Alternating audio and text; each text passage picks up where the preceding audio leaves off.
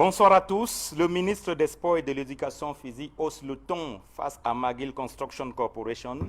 Nassis Mwele Kombi somme l'entreprise canadienne de reprendre les travaux d'achèvement du complexe sportif d'Olembe à Yaoundé. Le maître d'ouvrage annonce une évaluation de la reprise des travaux dans 30 jours après la mise en demeure, faute pour McGill de s'exécuter.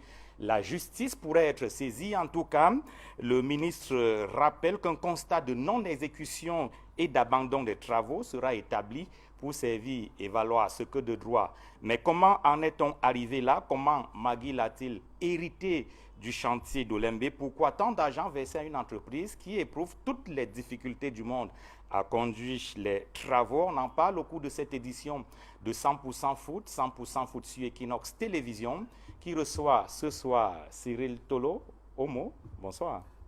Bonsoir monsieur Cyril et bonsoir également à tous les téléspectateurs de Equinox Télévision. Je trouve le plaisir d'être sur ce plateau et de le partager avec les autres copanélistes.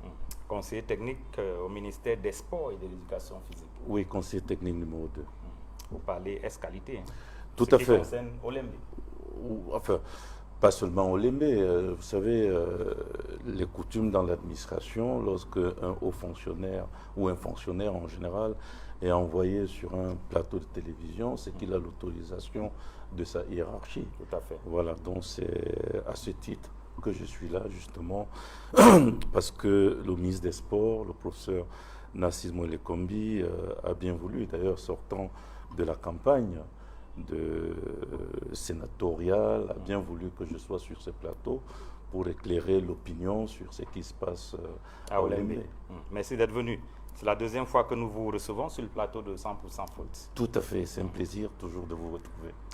100% Foot qui reçoit ce soir également en plateau Achille Chounsa. Bonsoir Achille. Bonsoir Aïk. Bonsoir à tous les téléspectateurs qui nous regardent en ce moment. Dieu sait qu'ils sont nombreux. La dernière fois, je vous disais déjà qu'il y avait une forte communauté Vaxela qui suivait 100% Foot. Tel que dans le forum, ça bougeait après avoir suivi 100% Foot. On va dire bonsoir à toute cette communauté Vaxela et bonsoir à tous les téléspectateurs qui nous regardent en ce moment.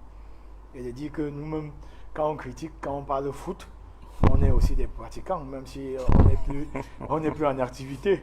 Pratiquant du 2-0. Du 2-0, donc comprenez qu'on a des amis du 2-0 de Mwaikele, des Portivo qui nous regardent. Comme tous les lundis. Comme tous les lundis, évidemment, ils ne ratent pas ce programme.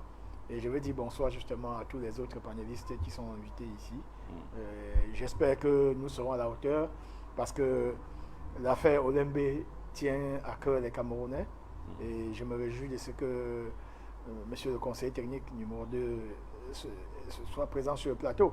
Ce soir, je crois que les téléspectateurs auront les informations de première main sur cette affaire d'Olembe.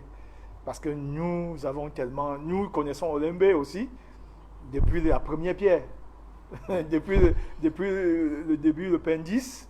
Ensuite, on a dit non, ça va être maintenant autre chose, c'est Olembe. Et nous sommes là, on a suivi depuis le terrassement de ce stade jusqu'à présent. Et on continue à attendre. On va en parler au cours de cette édition de 100% Foot. Merci d'être venu. C'est la énième fois pour vous. Vous êtes carrément à la maison ici.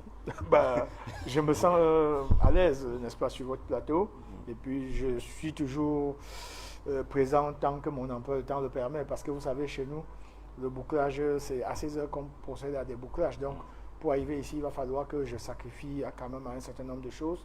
J'essaie de boucler un peu tôt, ne serait-ce que pour ce qui concerne ma rubrique, la rubrique que j'anime. Bon, quand vous parlez de bouclage, je rappelle aux téléspectateurs qui ne comprennent peut-être pas ce que ça signifie. En tout cas, vous êtes journaliste au quotidien Le Jour.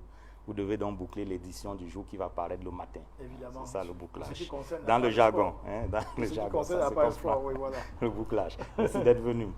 Je reçois également sur le plateau de 100% Foot Guy Roger Obama, le célèbre numéro 2. Bonsoir. Bonsoir Aïk Cyril, merci de m'avoir invité. Merci, et salut également les téléspectateurs qui nous regardent. Et je salue également tout le panel qui est autour de vous. On est heureux de vous recevoir sur le plateau. La dernière fois, on vous a attendu, vous avez disons que je me suis excusé à la dernière minute, mais je vous ai dit qu'à la prochaine occasion, je serai là et je suis là pour qu'on essaie de faire le débriefing de l'actualité. D'où c'est vraiment pas du complexe d'Olympique, mais il y a beaucoup d'autres sujets de sport et de foot singulièrement. On va parler des présidents de club tout à l'heure. Je suis à votre disposition pour dire ce que je pense et ce que je crois être la vérité pour moi dans tous les sujets qui sont débattus. Merci d'être venu. Merci. Je reçois également Joseph Olinga. Bonsoir. Bonsoir. Bonsoir à tous mes copanélistes. Évidemment, bonsoir à ceux qui prennent la peine de nous regarder, nous écouter en ce moment. Merci d'être venu. Ça n'a pas été facile, singulièrement pour vous cet après-midi. Ça n'a pas été facile, mais bon, on a pris un engagement, il faut honorer cet engagement. Parce qu'on dit de manière triviale, l'homme c'est sa bouche. Si on prend un engagement et qu'on ne peut pas le respecter, alors ça pose un problème. Comme Guy Roger, comme Achille, comme c'est le directeur, le conseiller technique, vous suivez également Olembe de près. Vous êtes également tous les jours à Olembe. Oui. Olembe, Maguil, le UNICEF, la Task Force, qui donne là les sous-traitants. C'est des sujets périphériques qui font toute l'actualité de Olembe. Parce qu'il m'a semblé que tout à l'heure, vous avez, parmi les injonctions, je préfère dire les injonctions que le MINSEP a fait, l'un des préalables donnés à Maguil Construction Corporation, c'est de procéder au paiement des sous-traitants. Mais on verra qui a habilité à payer les sous-traitants, parce que d'aucuns disent non, je crois que le gouvernement, le maître d'ouvrage, d'autres disent c'est Maguil. Si vous avez suivi cette actualité, il y a moins d'un mois, la Cour arbitrale, la Cour arbitrale internationale a pris une mesure, ou tout au moins délibéré sur la question, parce que Maguil Construction, jusqu'à un certain moment, a ouvert un débat sur la question de la responsabilité des sous-traitants d'Olembe. Donc, ils sont allés à Paris. Effectivement, à Paris, on lui a dit non, c'est vous qui devez payer ces sous-traitants. Et encore que cette question avait déjà fait l'objet d'un échange épistolaire entre le MINSEP et Maguil. On va y revenir. Les débats ne sont pas Maguil encore était ouverts. sorti, je suis pas là, Maguil était sorti avec une sorte de mise en demeure. Je préfère appeler ça une bravade, où il disait au MINSEP qu'il faut payer, lui il ne reconnaît pas les sous-traitants. On a un courrier de Maguil tout à l'heure. On va parcourir ce courrier. Merci Joseph Olinga d'être venu sur le plateau de 100% Foot. C'est moi qui vous remercie. 100% Foot, madame, monsieur, vous le savez, c'est le débat, c'est vrai, mais c'est davantage le jeu. Le jeu, il se déroule où? Sur le terrain. Il y avait des rencontres de la 16e journée du championnat national de football Elite One ce week-end. À Douala, notamment, l'Union sportive de Douala était face à Fauveau Club de Baham. On a les images de cette rencontre de Douala, les images que nous envoient nos équipes de Douala, notamment Raoul Taboufoué. On rappelle que l'Union de Douala a remporté ce match, ce derby, comme on aime bien à l'appeler, victoire des Nassara qui renoue avec la victoire, parce que l'Union sportive de Douala a eu un passage à vide. Là, l'équipe renoue, même si les pelouses, là, je veux dire, les gradins sont plutôt clairsemés, pas grand monde pour ce match. Pourtant, on dit l'Union, c'est le club pour millions de supporters, mais là, ils ne se sont pas beaucoup, sortis pour aller regarder cette rencontre, alors qu'on a en image l'unique but de la partie, le but de l'Union sportive de Douala, ce but qui offre donc les 3 points de la journée à l'Union sportive de Douala. On va écouter au micro de Raoul Taboufoué à Douala. On va écouter l'entraîneur principal des Nassara Gamakai, Eman Oumarou Sogba. Dans la foulée, on va écouter Polycap Essomba, le président de l'Union sportive de Douala. Je pense qu'on a fait une longue première mi-temps parce que j'ai dit aux joueurs, même à 10, on ne doit pas se permettre d'être bouffé à ce point. Heureusement, en deuxième mi-temps, on a pu avoir les ressources mentales de pouvoir tenir, en dépit du fait même qu'on a fini les 20 dernières minutes à à 9. On a eu un joueur qui s'est encore blessé. Mais je pense qu'aujourd'hui, ça a été la victoire du mental. On a vu des joueurs qui en voulaient, qui voulaient les 3 points. Et c'est aujourd'hui qu'on a commencé véritablement notre phase retour. Il y avait énormément de pression. Vous savez, le public à Douala, le public de l'Union est très exigeant. Ça faisait 5 matchs qu'on n'a pas gagné. Donc il fallait absolument renouer avec la victoire. Et je pense que les joueurs ont écouté le discours dans la semaine. L'administration n'a ménagé aucun effort déjà pour qu'on ne peut pas bien ce match-là. C'était un derby. Et on a fait le job. Félicitations à tout le monde. Un ouf de soulagement. Vous savez que depuis les 3 dernières journées, on n'avait pas gagné de match. Et on avait soif de cette victoire et on l'a eu. Donc le président que je suis, je ne peux être que heureux. C'est un déclic. Nos ambitions restent les mêmes, à savoir accéder aux playoffs.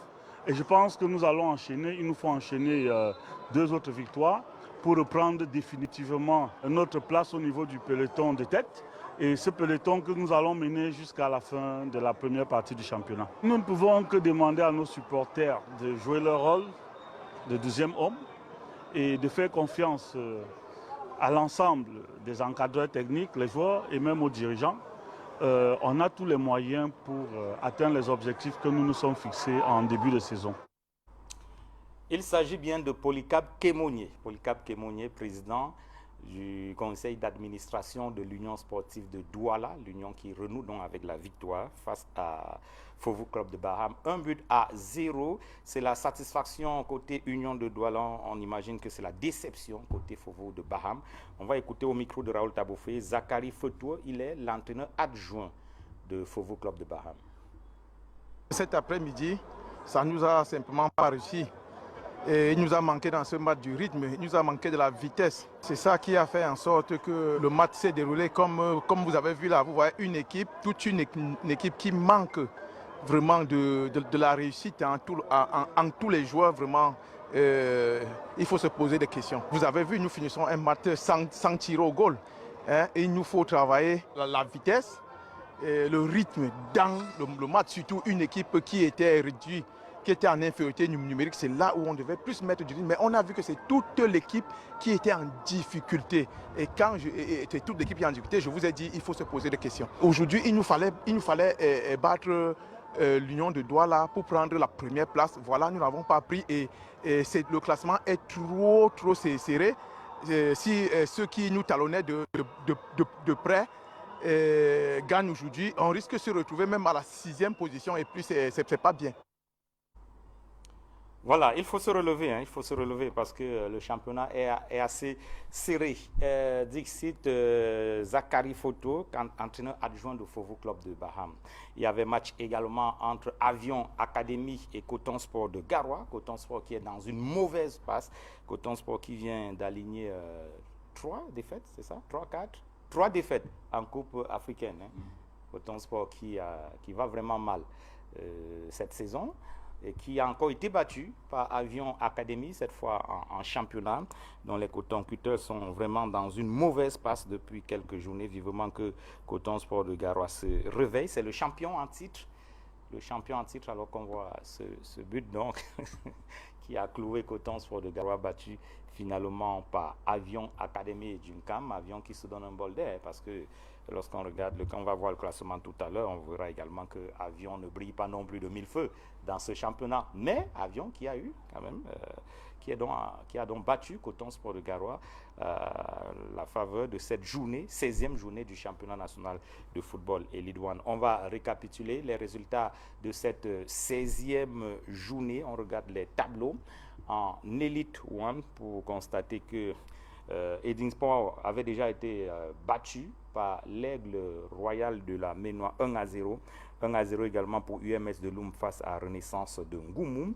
2 buts partout entre Canon Sportif de Yaoundé et bien entendu Stade Renard de Mélon. Et 0 but partout entre Colombe DJ Lobo et Djiko FC de Banjoun. Ce sont les résultats de la poule A. Dans la poule B à présent, AS Fortuna et Young Sport Academy se sont séparés dos à dos, 1 but partout. 2-0 pour APGS face à Yafoot. Dragon et les Astres Avalanche de buts. 7 buts dans cette rencontre, 4 pour les Astres et 3 pour Dragon. Fauvazu a pris le dessus sur Gazelle, 1-0. Et on l'a vu il y a un instant, victoire de l'Union sportive de Douala, 1-0. Au classement donc, dans la poule A, UMS est en tête 27 points pour l'équipe de Loum. Canon de Yaoundé à 25 points, Aigle de la Ménois 21 points. Voilà le trio de tête. Coton Sport de Garoua, habitué des premières places, est plutôt au pied du podium. 4e, Coton Sport de Garoua, c'est vrai, l'équipe a 2 matchs en moins. Stade Renard, 20 points pour Colombe également. Eding Sport, la Léquier, 19 points. Avion, 18 points. Djiko FC, 16 points. PWD, 13 points. Renaissance de Ngoumoum, 12 points. Rapidement dans la poule B, Bamboutos est en tête, 24 points. Les Astres, 23 points. Faux Vazu, 23 points. Gazelle Football Academy, 22 points. Fauveau, 22, 21 pour APGS. Union, on l'a vu, 21 points. Union 7e, 21. Mais il n'y a que 3 points d'écart entre Union 7e et Bamboutos, le premier, 24 points. On comprend pourquoi le président de l'Union disait tout à l'heure que les ambitions restent et demeurent. Les playoffs qui vont se disputer du côté de Bafoussam. AS Fortune à 17 points pour Lyon Sport Academy. Yaoundé 2 à 15 points. Dragon de Yaoundé à 9 points. Bamboutos n'a pas joué pour cette 16e journée, voilà. Mais l'équipe a obtenu un renfort sur son banc de touche. Bamboutos de Bouddha s'est attaché les services de Yves Clément Arrogam. La cérémonie d'installation a même déjà eu lieu à Bouddha. On voit le directeur général Pascal Dissoc qui installe dans ses fonctions Yves Clément Arroga, ancien entraîneur des Lions A' du Cameroun. Il avait été limogé à quelques semaines du CHAN 2021 disputé au Cameroun, quelques semaines seulement, pour ne pas dire quelques jours même, limogé et remplacé par Martin Tungum Pilé. Et depuis là, il était perdu de vue, il rebondit sur le banc de touche de Bamboutos de Bouddha. Bamboutos a passé près de 6 journées, c'est assez curieux pour être rappelé, près de 6 journées sans gagner, faisant des nuls, perdant même au passage un match. Pourtant, l'équipe est restée à conserver sa première position. C'est quand même terrible, hein? Une équipe qui fait près de 6 journées sans gagner un seul match, peut-être 5 nuls et une défaite, mais derrière, personne n'a pu rattraper Bamboutos de Bouddha et l'équipe conserve dans sa première place au classement dans la poule B. Peut-être ce sont ces 6 mauvaises journées qui ont amené les responsables du club à changer d'entraîneur et à apporter du sang neuf. En tout cas, Yves Clément Arroga est là. Coutumier du fait. C'est des gens qui changent toujours les entraîneurs. À la moindre défaite, on change l'entraîneur. Parce que même Yves Arroga est passé par Djiko. Hein? Ah bon? Oui. Avant de se retrouver sur le banc de Bamboutos. Il a déjà dirigé ses premières séances d'entraînement. On va voir s'il apporte du sang neuf à Bamboutos qui en a besoin. C'est vrai, l'équipe est toujours en tête, mais il faut gagner. On n'imagine pas que la situation va rester ainsi jusqu'à la fin de la phase régulière, tout au moins. Il faut gagner. En tout cas, Yves Clément Arroga, déjà installé dans ses fonctions d'entraîneur principal des Mangwa Boys, Bamboutos de Bouddha. En Elite Tour, il y avait match également. C'était la 18e journée avec ce derby de la capitale économique Douala, Dynamo de Douala contre Léopard de Douala. C'est Dynamo de Douala qui a remporté les 2 points de cette journée.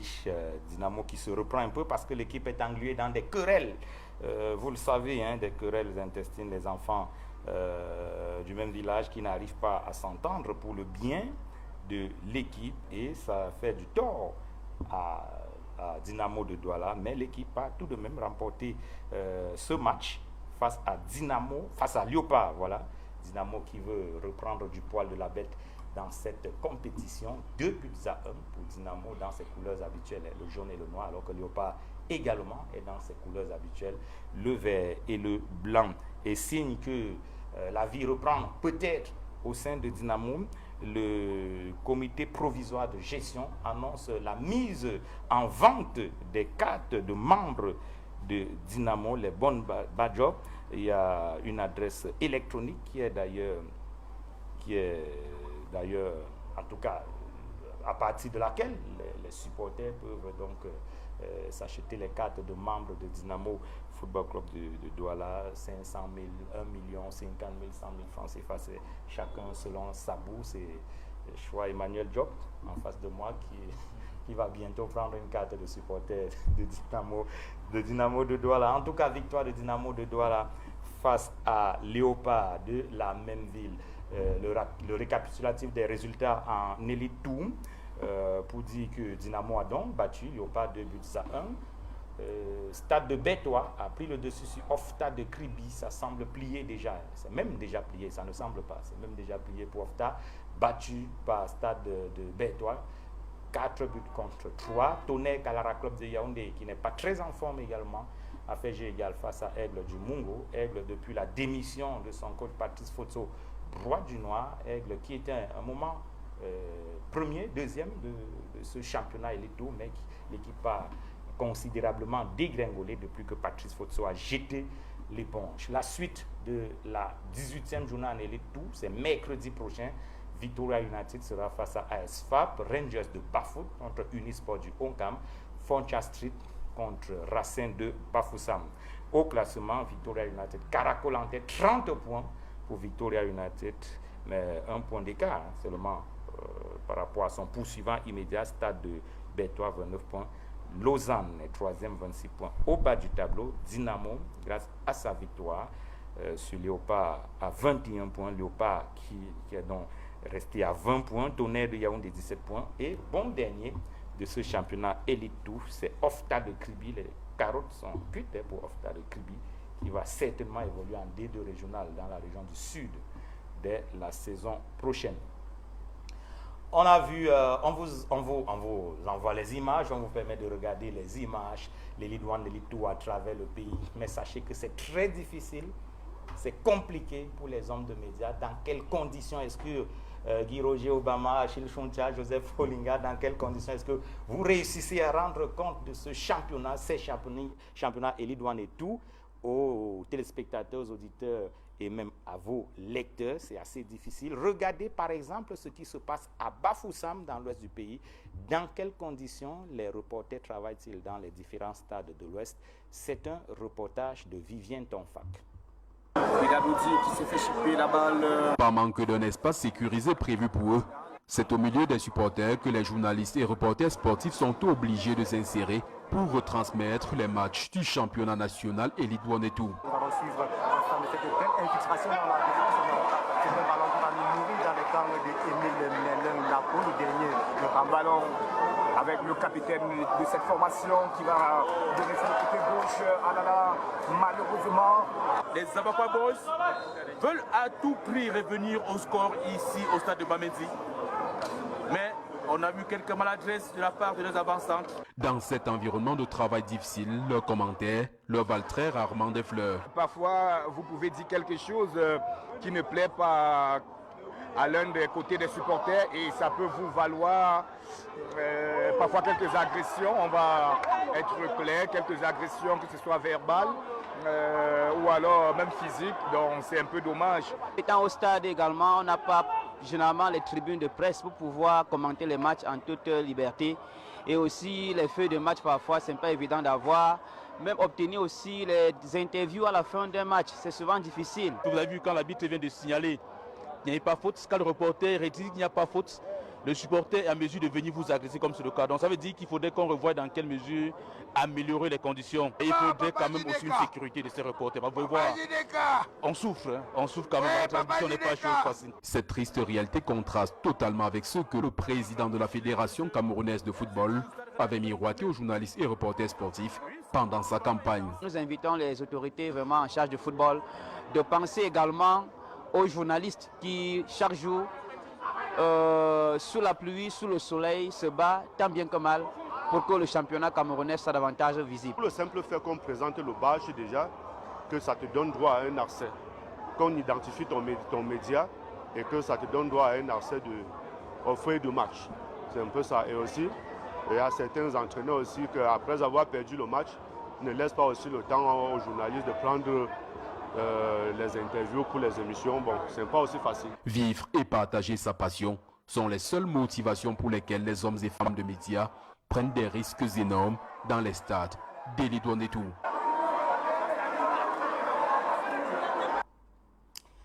Voilà, les conditions difficiles des reporters. On parle du cas de Bafoussam, Achille Chontia. Il faut dire que ce n'est pas seulement Bafoussam. Non, hier à Douala, justement, les journalistes se sont retrouvés dans la pénombre après le match Union Fauveau. Ils n'ont pas pu faire les sons d'après-match, de fin de match, comme on en a l'habitude. Donc tout le monde s'est retrouvé à la main courante dans le noir. Même les habits n'avaient pas encore libéré la pelouse, que les lampadaires se sont éteints, les projecteurs se sont éteints. Et justement, ça peut être quelque chose qui arrive une fois. Peut-être on peut comprendre qu'il y a un problème technique, mais c'est arrivé déjà plusieurs fois. Des confrères se sont plaints de ce que chaque fois, à peine le coup de sifflet, on demande aux journalistes sortez. Ce n'est pas parfois commode, ce n'est pas parfois respectueux aussi. Les journalistes sont là pour faire un travail, c'est eux qui rendent compte. Les gens oublient parfois qu'après le match, c'est le journaliste qui fait le reste du travail. C'est le journaliste qui réaliser des interviews qui met du piment dans le championnat, qui met un peu du sucre pour amener le public à venir au stade. Or, si à la fin du match, on ne peut pas, par exemple, interviewer les acteurs, peut-être parce que on veut faire l'économie, peut-être du courant, ou bien peut-être du gasoil que consomment les groupes électrogènes. Parce qu'effectivement, dans la majorité des matchs, tels qu'on voit, c'est généralement les groupes électrogènes. Au stade Amadou Diop, beaucoup de gens ne savent pas ça.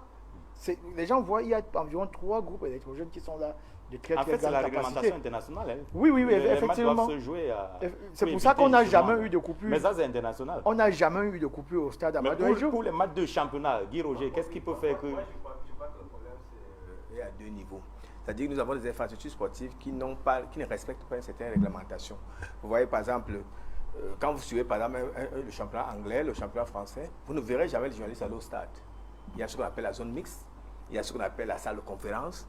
Or, ici, vous allez constater que dès qu'un match s'achève, tout le monde converge vers la pelouse, ce qui n'est pas proscrit. C'est pas proscrit. Oui, vous allez même voir que quand vous voyez par exemple un match, si vous voyez un match de la Ligue 1 française, un journaliste va chercher un joueur, on l'amène à côté, oui, à côté pour les besoins de. Mais on n'a pas de zone mixte. Or, c'est-à-dire donc qu'il y a un problème, c'est que nos infrastructures ne permettent pas qu'on ait des zones mixtes. Et tout à l'heure, on parlait pas en off, on disait que ce sont des stades d'entraînement qu'on utilise comme des stades de match. Effectivement, je confirme. Je vais vous faire une révélation. J'étais commissaire de match au stade de Ngouaekele.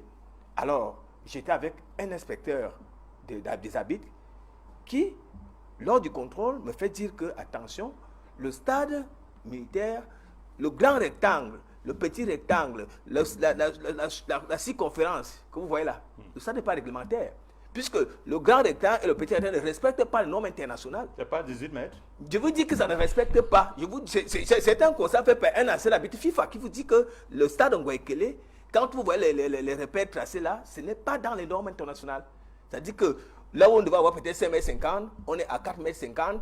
Là où on devait avoir 18 mètres, on diminue un peu parce qu'il faut une harmonisation sur le terrain. Donc, c'était une révélation qui m'a eu à me faire. Bon, si je n'avais pas été commissaire de match, je ne le savais pas. Ça veut donc dire que, effectivement, j'ai un peu cru parce que quand nous allions d'abord dans ce stade militaire qui était avec du sable, le terrain était un peu plus grand. Bon, je ne sais pas comment, au niveau du ministère qui a donné le marché, comment on a essayé de réduire un peu. On a réduit. En fait, je vous dis que le stade n'est pas, les dimensions du stade ne sont pas parce que autour de la pelouse, il y a, bon c'est vrai, autour de la pelouse généralement. Ça je le dis parce que je l'ai vécu, le stade réglementaire. Il y a la piste d'athlétisme. Le rectangle de jeu n'a pas les dimensions réglementaires. Mais on joue quand même un match. Au stade militaire également, c'est vrai, c'est pas une piste d'athlétisme, mais il y a cet espace-là, autour du rectangle vert, entre les gradins et la pelouse, il y a un espace. Et ce grillage. Non, s'il faut parler du stade de Ngouaekele, parce qu'il faut l'appeler ainsi. Oui, moi je parle parce qu'il y a justement beaucoup de choses qui sont dites au sujet de la construction de ce stade.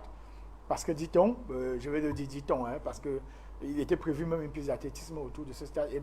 Et que la route qui passe à côté de la barrière du lycée de Clé devrait être comme ça, en dessous des gradins. Tout comme de l'autre côté. Ça devait être en dessous des gradins et qu'il devait avoir des boutiques de l'autre côté. Et puis, ça il y a encore ce problème. On a la chance que M. Tolo est sur le stade. Justement. Il faut qu'il puisse nous dire. Oui, je vous pose la question. Les stades appartiennent à l'État et non à la fédération. Oui, c'est vrai. Alors, dans un stade où à peine le match terminé, on arrête tout, on éteint. Alors, je vais répondre sur 2 points. Le problème de l'éclairage des stades, comme vous le savez, les normes CAF voudrait que les matchs se jouent sous groupe électrogène. Donc il est fort possible qu'à la fin du match, que les groupes n'aient plus suffisamment de gasoil, parce que jusqu'aujourd'hui, ce n'est pas la Fédé qui met le gasoil dans les différents groupes, dans les stades. Hein. C'est le ministère et les coordonnateurs qui se débrouillent. Donc, pour des besoins le ministère n'a donc pas suffisamment d'argent pour mettre le gasoil alors, dans les groupes. Ce que je vais vous dire, c'est que pour cette année, le ministère n'a pas reçu de subvention pour la maintenance des stades, parce que cette subvention a été réservée à l'ONIES. Voilà. Donc, vous pouvez comprendre, nous sommes dans une phase transitoire. Voilà. Donc, je pense que quand l'ONIES aura pris pleinement les choses en main, la situation devrait quand même s'améliorer. Alors, en ce qui concerne... Je suis quand même un peu gêné par ce que vous êtes en train de dire, parce qu'on sait que dans la grille des répartitions, je n'ai pas le document avec moi ici, il est prévu un pourcentage qui est reversé pour la maintenance du stade. Alors, il y a ce pourcentage qui, je crois, qui avoisine les 15, entre 20 et 15%, si je me trompe. Parce que si vous dites que le ministère ne le prévoit pas, il y a quand même cette grille de répartition des recettes. Nous avons vu des recettes. Moi, j'ai vu. Je prends par exemple le match Canon. Je prends un match comme Canon contre Edingji, où j'étais commissaire de match. La recette était pratiquement 3 millions de francs CFA. Alors, dans ces 3 millions, si vous recevez 20%, ça peut quand même amortir. Et on sait que les matchs se jouent à la régulière. Alors, la semaine dernière... monsieur le conseiller. Non, je vais appuyer. Vous allez répondre. Oui, c'est dans le même sens. La semaine dernière, nous avons reçu un président de Globe sur ce plateau qui affirmait que pour son match, et c'était toujours curieusement à la réunification à Douala, il a reçu 36 000 francs. En fait, c'était 86 000. On a coupé les cartons jaunes et les cartons rouges. Finalement, il a reçu 36 ou 16 000 en tout cas. Et que 800 000 sont partis. Des recettes du stade ont été prélevées pour l'entretien du stade. Et la maintenance alors que la veille, il y avait un concert. Quand ils sont arrivés pour leur match, ils ont vu que ceux qui ont organisé le concert étaient en train de faire le matériel. Mais on a imputé cela à l'entretien du stade. On leur a coupé 800 000 sur les recettes du stade. Oui. Alors, je vais vous donner juste un chiffre pour que vous compreniez à quel point le problème est sérieux. Pour la maintenance de l'ensemble de nos infrastructures, les études que le ministère a réalisées montrent qu'il faut environ 6 milliards de francs CFA annuels. 6 milliards de francs CFA Les 27 stades? Oui, l'ensemble des infrastructures sportives. Alors, des stades. Alors, en ce qui concerne la répartition des recettes de match, je puis vous dire ici que c'est que les stades perçoivent ou reçoivent quand la FECAFOOT met cet argent à leur disposition, parce que ce n'est pas systématique, je vous le dis, d'autorité, oui, ce n'est pas systématique. Eh bien, ce que les stades reçoivent ne couvre même pas seulement les frais de carburant pour un match. Il faut savoir que pour un match qui se joue, vous n'avez pas un groupe électrogène, c'est 2 groupes électrogènes qui fonctionnent en duo. Donc, laissons le temps aux responsables de l'ONIES, à M. Joseph-Antoine Bell, qui est le président du comité d'orientation, et à M. Félix Ewané, et les équipes qui se mettront en place, de commencer à travailler. Mais vous dites le ministère en reversant rapidement cette patate chaude à non, ce n'est pas une patate chaude. La preuve, c'est que jusqu'avant l'installation de l'ONIES, c'est le ministère qui s'est occupé de la maintenance des infrastructures sportives. Mais aujourd'hui que l'ONIES est mise en place, que les responsables sont installés, vous comprenez que nous sommes en train de travailler aujourd'hui pour que les stades soient transférés à l'ONIES de manière officielle.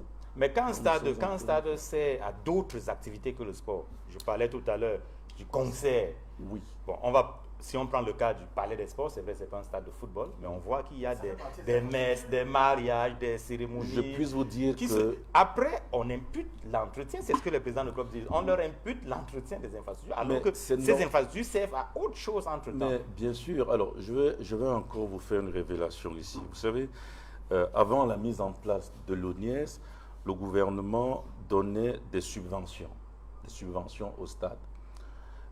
Pour l'année 2022, aucun stade n'a reçu la subvention de l'État. Aucun stade pour l'année 2022. Donc les coordonnateurs doivent justement déployer une certaine ingéniosité pour créer des revenus. Et c'est avec ces revenus-là qu'ils essayent, dans des conditions pas toujours faciles, d'entretenir ces stades. Nous venons de voir dans quel état se trouve la pelouse du stade de Beparanda. Je puis vous dire que Madame Moukouri, qui s'occupe de ce stade-là, ben, elle fait des pieds et des mains pour que vous ayez une si belle pelouse. La situation est pareille partout.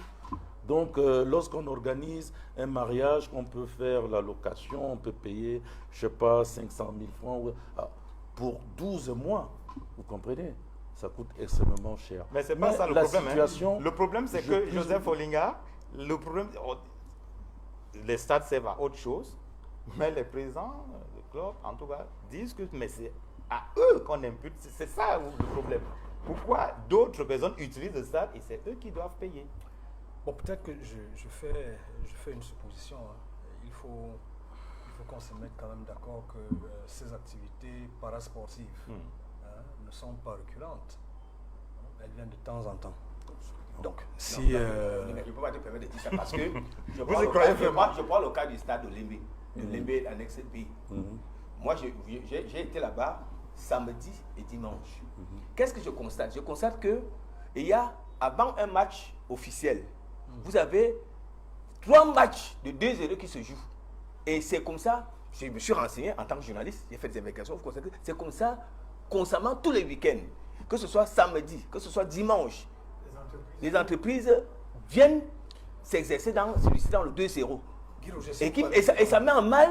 Allez voir le stade de l'annexe de l'Olymbe A. Tu vas revenir.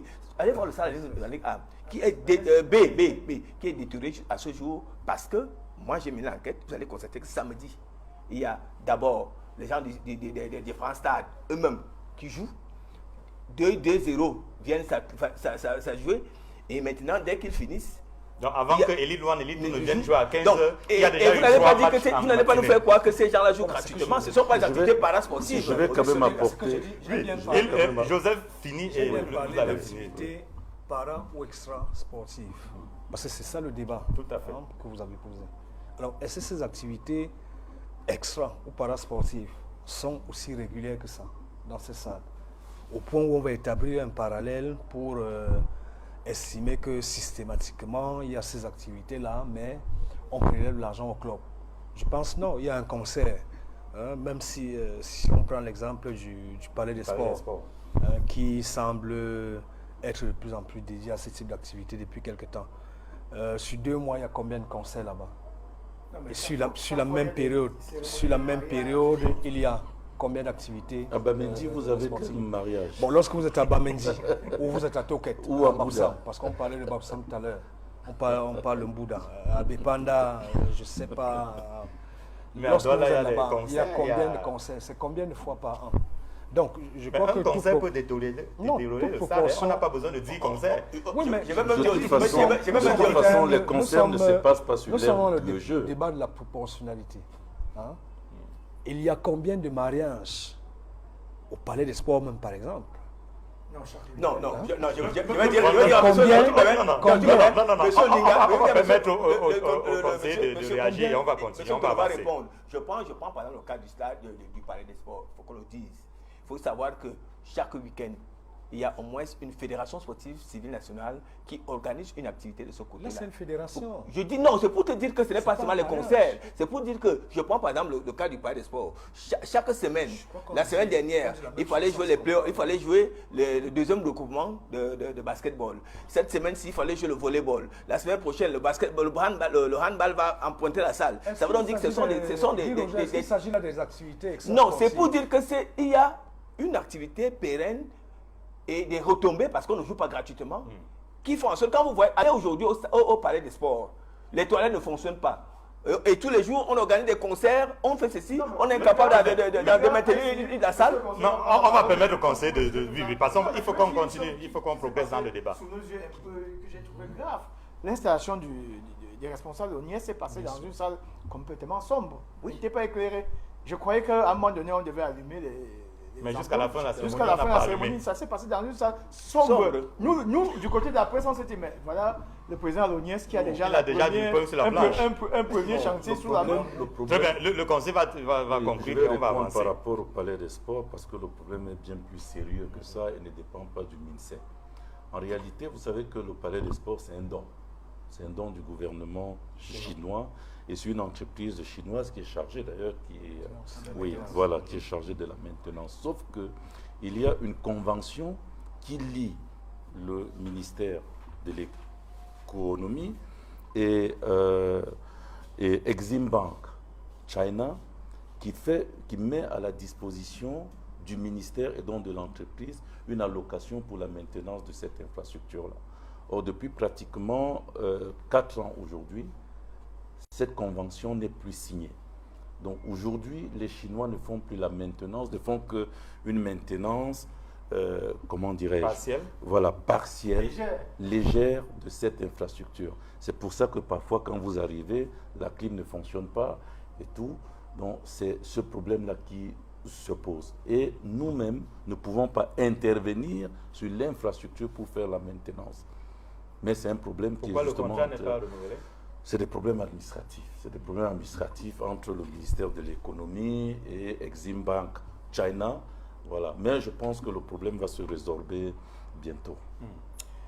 Tout à fait. Donc, on va voir comment on va s'organiser la maintenance des infrastructures au Cameroun, notamment. Ce que je puisse vous dire, ce que je puisse d'ores et déjà vous dire, c'est que le ministère de l'économie a pris des dispositions pour que pour cette année, l'ONIES, dès qu'elle sera opérationnelle, ait les ressources nécessaires pour entamer la maintenance des infrastructures sportives. On en reparlera notamment sur le plateau de 100% foot. Évoquons à présent la question, on y reste d'ailleurs, la question des infrastructures, mais pour parler spécifiquement du cas du complexe sportif d'Olembe à Yaoundé, on a suivi cette conférence, en tout cas cette sortie du ministre des Sports et de l'Éducation physique, cette mise en demeure du ministre des Sports et de l'Éducation physique à l'endroit de McGill Construction Corporation. McGill devait donc reprendre immédiatement et sans délai les travaux d'achèvement du complexe sportif d'Olembe. On va d'abord suivre ce reportage et on revient en plateau pour les débats. Le ministre des Sports et de l'Éducation physique hausse le ton face à McGill Construction Corporation. Narcisse Mouele-Kombi somme l'entreprise canadienne de reprendre immédiatement et sans condition les travaux d'achèvement du complexe sportif d'Olembe à Yaoundé. Dans un ordre de service valant mise en demeure, le maître d'ouvrage prescrit à McGill non seulement la reprise des travaux, mais aussi le paiement de tous les sous-traitants pour les travaux effectués et entièrement réglés par la partie camerounaise. Réunis désormais au sein d'un collectif, les sous-traitants locaux ont déjà saisi le Premier ministre chef du gouvernement à 4 reprises au moins pour revendiquer le paiement de leurs dû. Les sous-traitants expliquent qu'à la suite de la déclaration conjointe MINSEP-McGill du 16 janvier dernier annonçant la reprise des travaux à Olembe, leurs créanciers ont accentué la pression afin d'obtenir le règlement de leurs factures. De sources généralement bien introduites, au terme d'une réunion de la task force, ordre avait été donné de payer les sous-traitants. Mais jusqu'ici, ça coince. Tout aussi en difficulté dans ce dossier que l'entreprise McGill, le ministre des Sports et de l'Éducation physique donne rendez-vous dans 30 jours. Faute pour McGill de reprendre le chantier, un constat de non-exécution et d'abandon des travaux sera établi pour servir et valoir ce que de droit. Voilà, le ministre des Sports et de l'Éducation physique qui somme dans McGill de reprendre le chantier de construction du complexe sportif d'Olembe à Yaoundé. Alors, la composante 1, si vous le voulez, en tout cas, on est avec le conseiller technique en plateau. Alors, il y a eu un échange épistolaire. Le ministre a écrit, McGill a écrit, le ministre a réécrit. Maintenant, on en est... Après, il y a même eu une descente sur le terrain à Olembe où on a annoncé la reprise des travaux. C'était une espèce de paix des braves. Mais finalement, il y a cette mise en demeure. Pourquoi, depuis l'annonce de la reprise des travaux, sur le conseiller technique, les travaux ne reprennent pas à Olembe? Bon, disons que les travaux n'ont pas repris dans la cadence que le ministre des Sports souhaitait. Et les travaux n'ont pas repris dans la dimension des engagements que le vice-président de McGill a pris lors de la visite conjointe du 13 janvier dernier, visite au cours de laquelle justement, le vice-président de McGill a annoncé aux Camerounais que les travaux allaient reprendre. C'est vrai qu'il a dit que prioritairement, il allait reprendre la levée des réserves qui avaient été établies avant la CAN et que progressivement, les travaux allaient reprendre dans les autres composantes, notamment le centre commercial et l'hôtel. Sachant que pendant pratiquement une année, les travaux ont été suspendus parce qu'il y avait un différend, il y a encore un différend entre McGill et le gouvernement sur des paiements supplémentaires que l'entreprise réclame, alors que le gouvernement estime que l'entreprise, justement, a déjà reçu beaucoup de fonds, en l'occurrence 42 milliards sur les 52, mais j'aimerais bien préciser que sur les 55 milliards, quand je parle de 42, il faut préciser que 38 milliards viennent du prêt garanti de 55 milliards auprès de la Standard Chartered Bank et un prêt relais de 4 milliards que l'État avait accordé à McGill. Alors, en réalité, le ministre des Sports ne hausse pas le ton. Il est le maître d'ouvrage, il est dans la gestion d'un contrat. Dans la gestion d'un contrat. Et la gestion d'un contrat a des aspects juridiques. Lorsque vous n'êtes pas satisfait par les travaux ou par le comportement du maître d'œuvre, en tant que maître d'ouvrage, vous devez le ramener à l'ordre. Et c'est exactement ce que le ministre des Sports a fait dans l'ordre de service qui a été donné à McGill et qui date du 23 février dernier, dans lequel le ministre des Sports, alors si vous...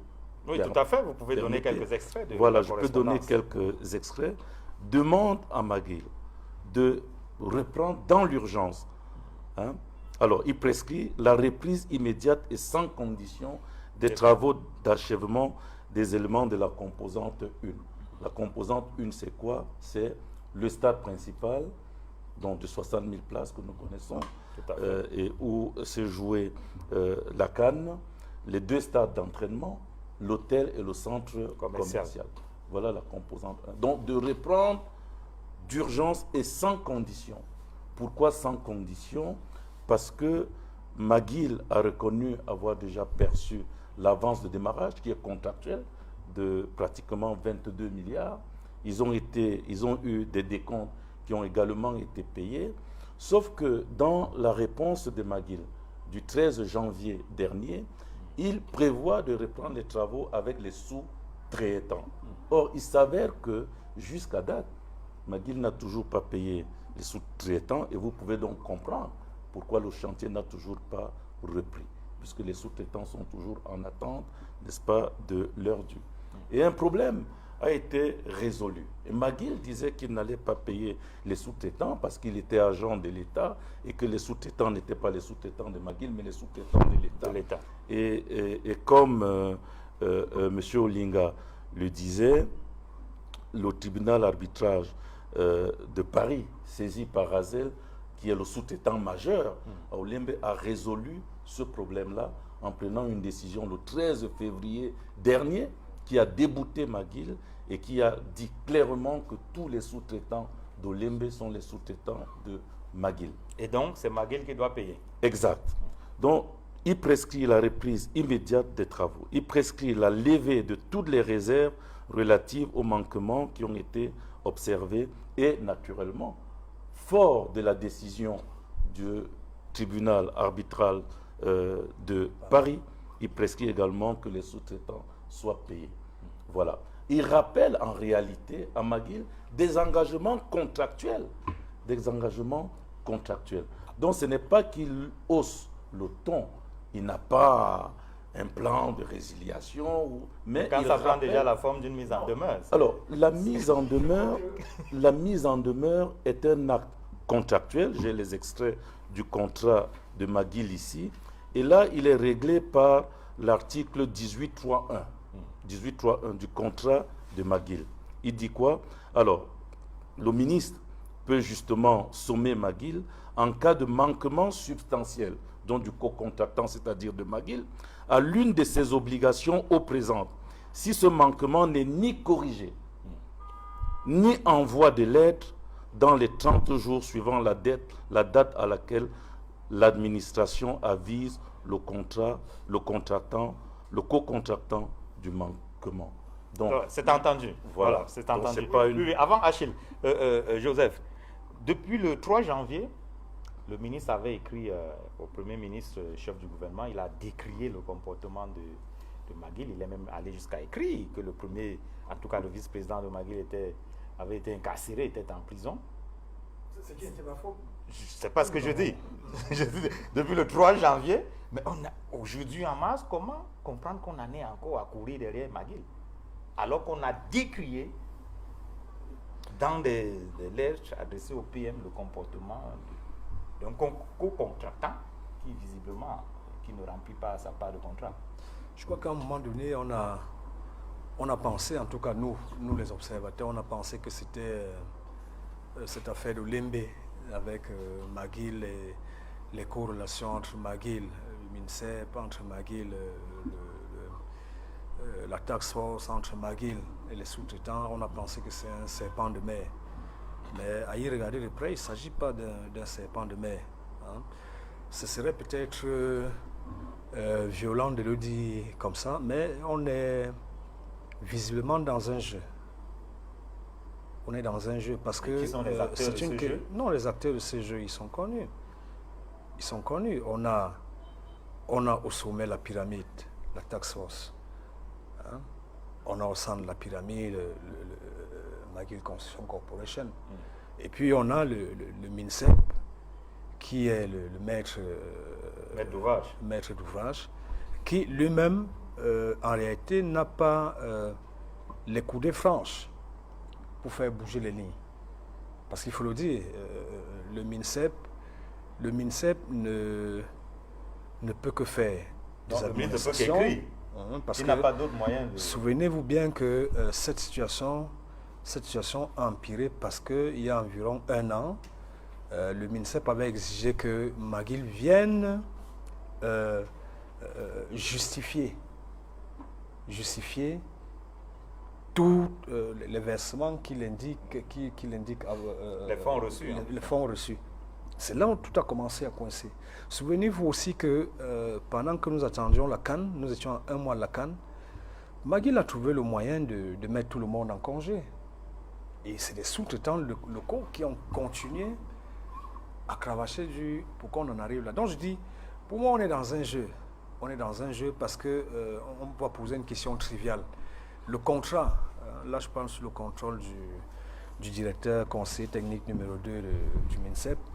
Le contrat, lorsque vous lisez le contrat entre McGill Corporation et l'État du Cameroun, ces paiements-là étaient échelonnés.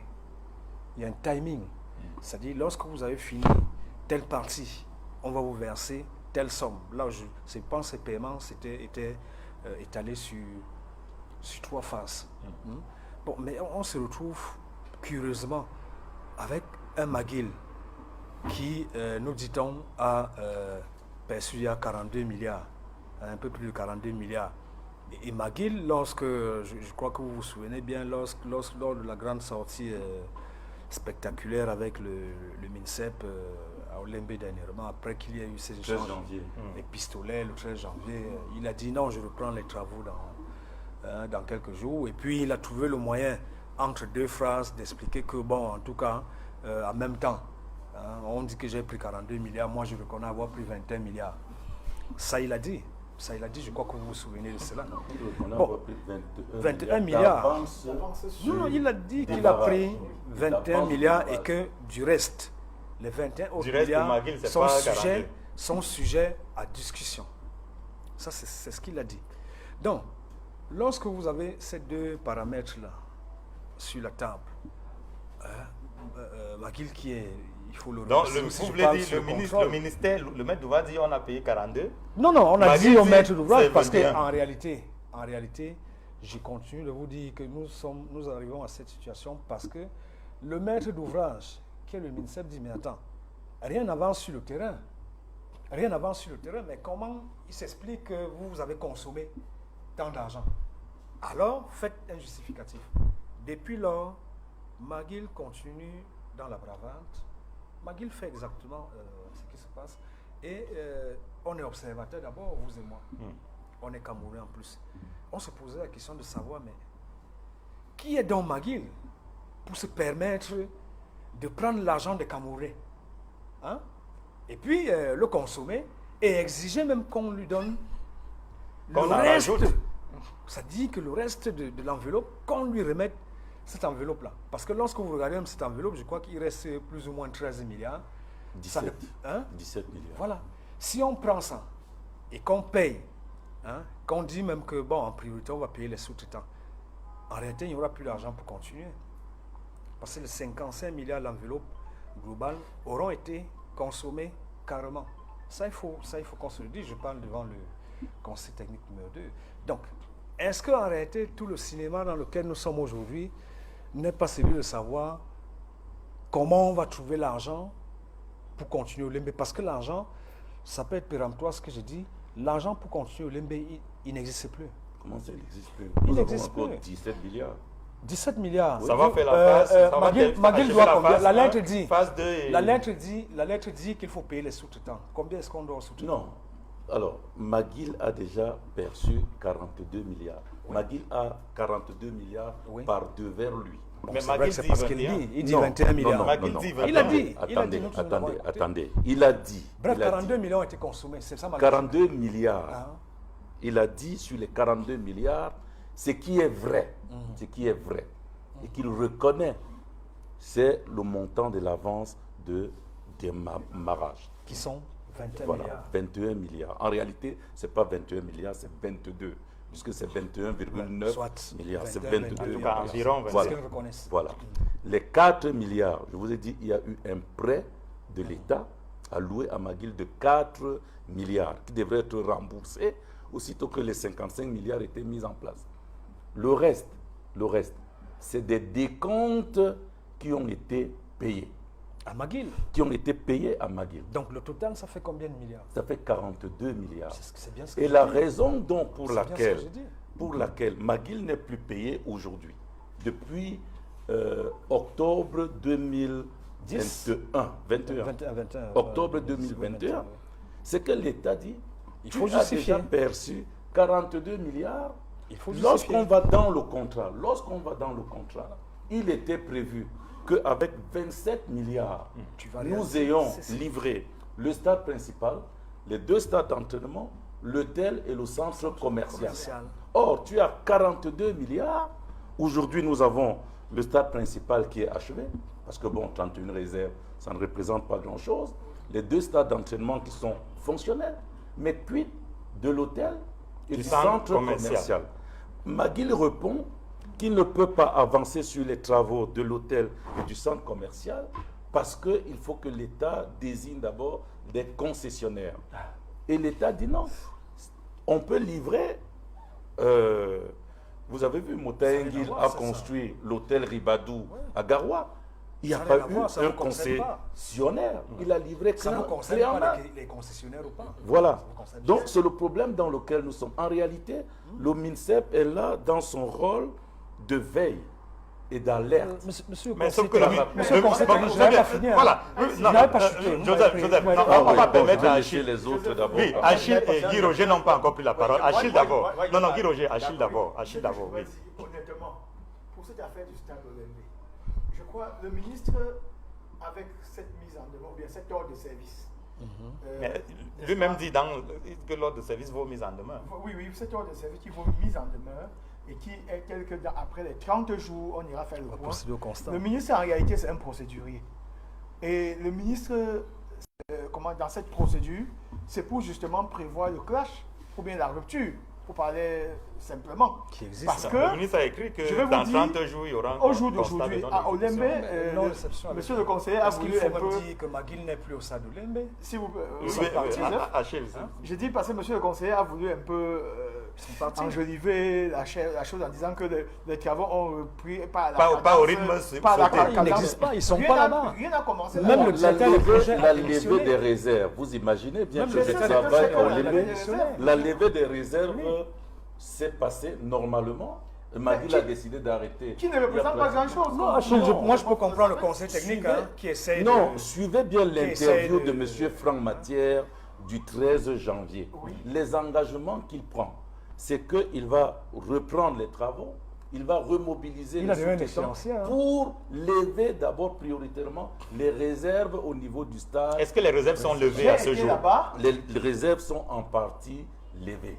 Voilà, puisque en fait, parlant des réserves, monsieur. Très bien, Achille, continue. Disons qu'en levant ces réserves, en réalité, ce n'est plus un grand chantier. Bien sûr. C'est des petites corrections à faire sur peut-être s'il y a un faux plafond quelque part qui manque. Vous voulez dire qu'on ne peut pas considérer cela comme reprise des travaux? Non, attendez, quand on parle de reprise des travaux, est-ce que vous savez que. Attendez, José Olinga, je veux vous dire que quand vous allez à Olembe, en réalité, les travaux qu'on attend là-bas, c'est des travaux de la phase 2. Et avant ces travaux de la phase 2, nous avons cet hôtel qui doit être terminé. Nous avons le centre commercial qui doit être livré avec les salles de cinéma, le musée d'art et autres. Donc avant d'aller, n'est-ce pas, à la phase 2, ça doit être terminé. Or, au jour d'aujourd'hui, Maguil n'a même pas bougé d'un seul pouce. Et ça donne toujours à penser, à se poser la question de savoir, tout à l'heure, Alex disait, ou bien c'est Joseph qui disait, qui est Maguil? Et Maguil, qui se permet. Parce qu'en réalité, Maguil, c'est comme vous et moi, monsieur le conseiller, qui sont-ils? À nos observations, on se rend compte que Maguil, c'est quelqu'un comme vous et moi, qui a dit, bon, je suis Maguil, est venu justement prendre un marché et s'est contenté de prendre des sous-traitants. Et y compris donc Razel, qui est le plus gros des sous-traitants, qui a fait le gros du travail, qui a même sauvé cette canne à Olembe, Razel, y compris les sous-traitants locaux. Parce que c'est eux qui ont mouillé le maillot. Parce qu'il faut le dire, jour et nuit, ces sous-traitants, je vous le dis, ont cravaché. J'arrive. Vous dites que Maguil, en réalité, n'est pas... Attendez, je vais vous dire. Non, rien. C'est-à-dire que Maguil gagne un marché. On se pose la question de savoir si Maguil a même une boîte. Est-ce que Maguil a même une boîte? Non, attendez. Et donc, laissons d'abord monsieur Bama parler. Oui, il termine, Guy Roger va prendre la parole. Pour dire qu'en réalité, tout se passe comme si Franck Matière... excusez-moi, je suis obligé de le dire, le vice-président chargé des opérations internationales, Maguil, lui, c'est quelqu'un qui joue sur la psychologie des gens et sur les petits pièges. Ah bon? Oui, parce que tout se passe aujourd'hui comme si Maguil, en arrivant au Cameroun... Ou alors qu'il bénéficie de soutien fort. Oui, bon, attendez, peut-être ça va être la deuxième hypothèse.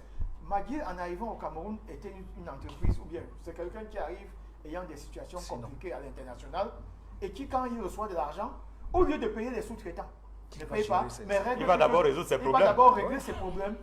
Et maintenant, quand il faut régler le problème pour continuer au Cameroun, comme il savait que peut-être les Camerounais vont être aussi bêtes et continuer à lui donner de l'argent sans demander les comptes, maintenant qu'on lui dit, voilà, donne-nous d'abord les comptes, justifie-nous les comptes, maintenant il est incapable de continuer. Parce qu'aujourd'hui, laissez-moi vous dire, la situation des sous-traitants est trop grave.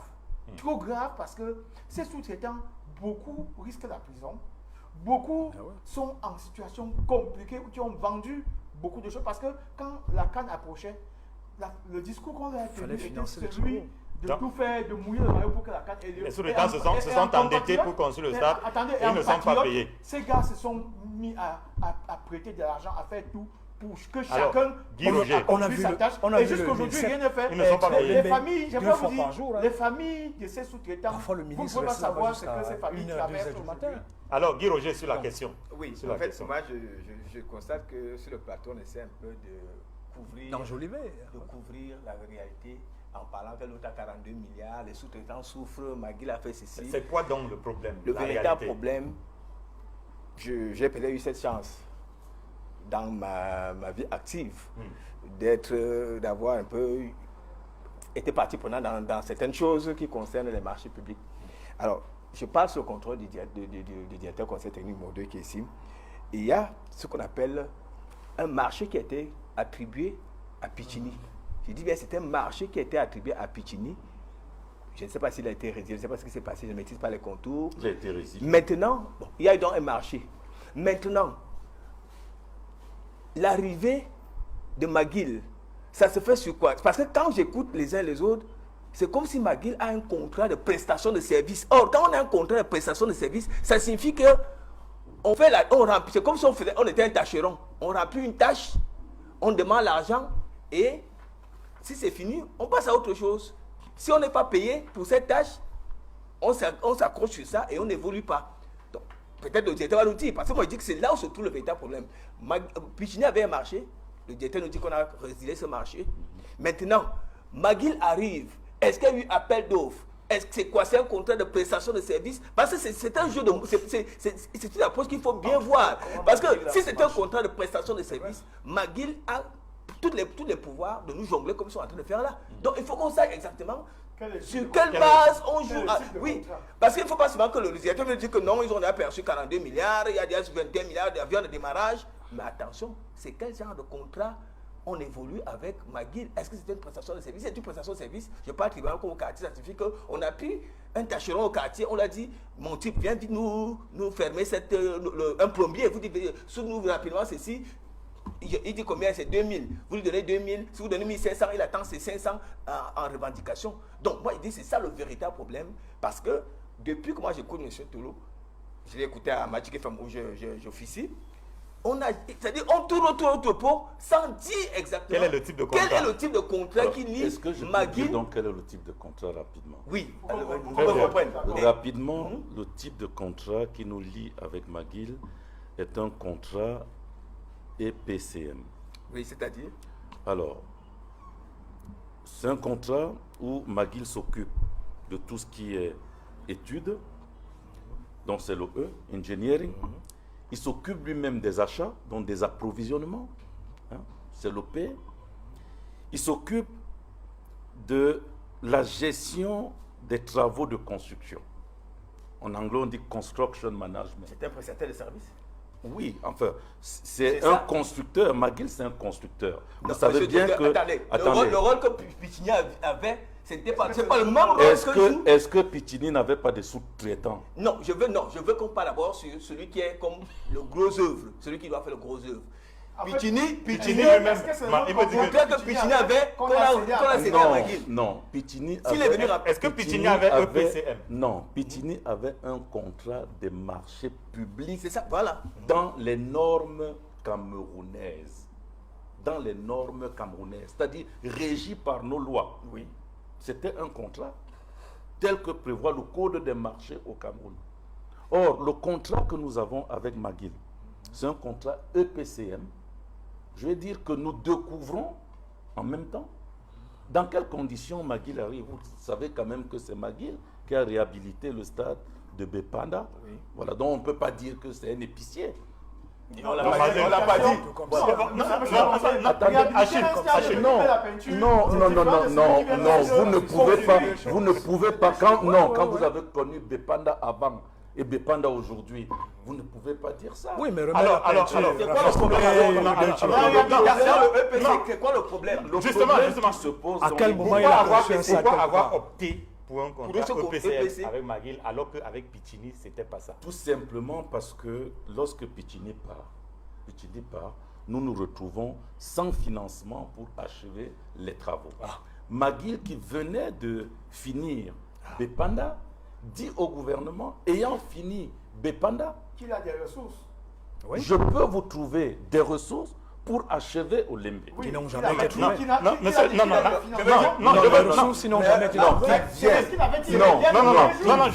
Je viens avec une précision. S'il vous plaît.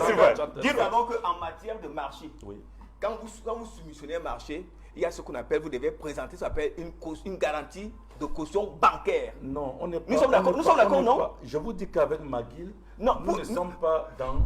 Parce qu'il vous a dit qu'il avait de l'argent. Avec McGill, non. Il dit qu'avec McGill, c'est EPC. Il n'a jamais dit qu'il avait. Alors, voici ma question. McGill a dit qu'il va trouver le financement. Non, voici ma question. S'il vous plaît. Non, s'il vous plaît. C'est vrai que. Achille, Joseph. Non, ma question.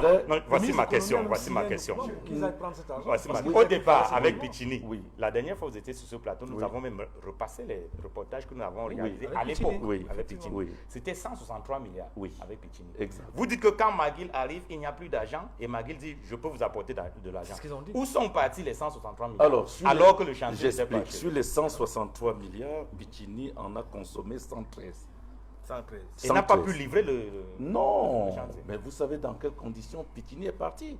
Piccini part en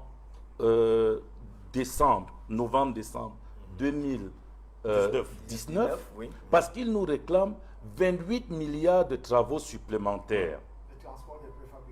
28 milliards de travaux supplémentaires. Le gouvernement ne refuse même pas de payer.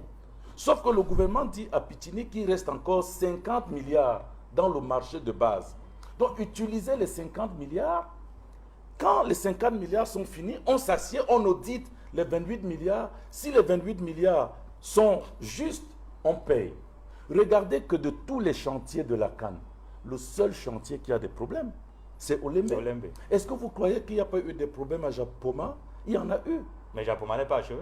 Non, attendez, sauf que les travaux n'ont jamais été arrêtés à Japoma parce que les Turcs ont dit si vous ne nous payez pas les travaux supplémentaires, nous arrêtons les travaux. Regardez Rumdadia. Vous croyez qu'il n'y a pas eu de problème? Mon directeur, comment vous pouvez vous engager dans une opération? Vous n'avez pas d'argent. Il n'y a pas intégré du gouvernement camerounais. Parce que vous dites que le gouvernement avait 163 milliards. Mais c'est fini. Puisque Piccini dit que... Oui. Non, alors que j'explique. Piccini a consommé 113 milliards. Donc il est resté 50 milliards. Sauf qu'à partir du moment où le contrat de Piccini était rompu, la banque italienne ne pouvait plus mettre l'argent à la disposition du gouvernement. C'est normal, puisque le contrat est rompu. Voilà, puisque cet argent est italien. Ça veut dire que le gouvernement n'a même pas sorti un copain dans les 113 milliards. Bien sûr que le gouvernement a apporté les frais de contrepartie qui représentent 15%. Achille.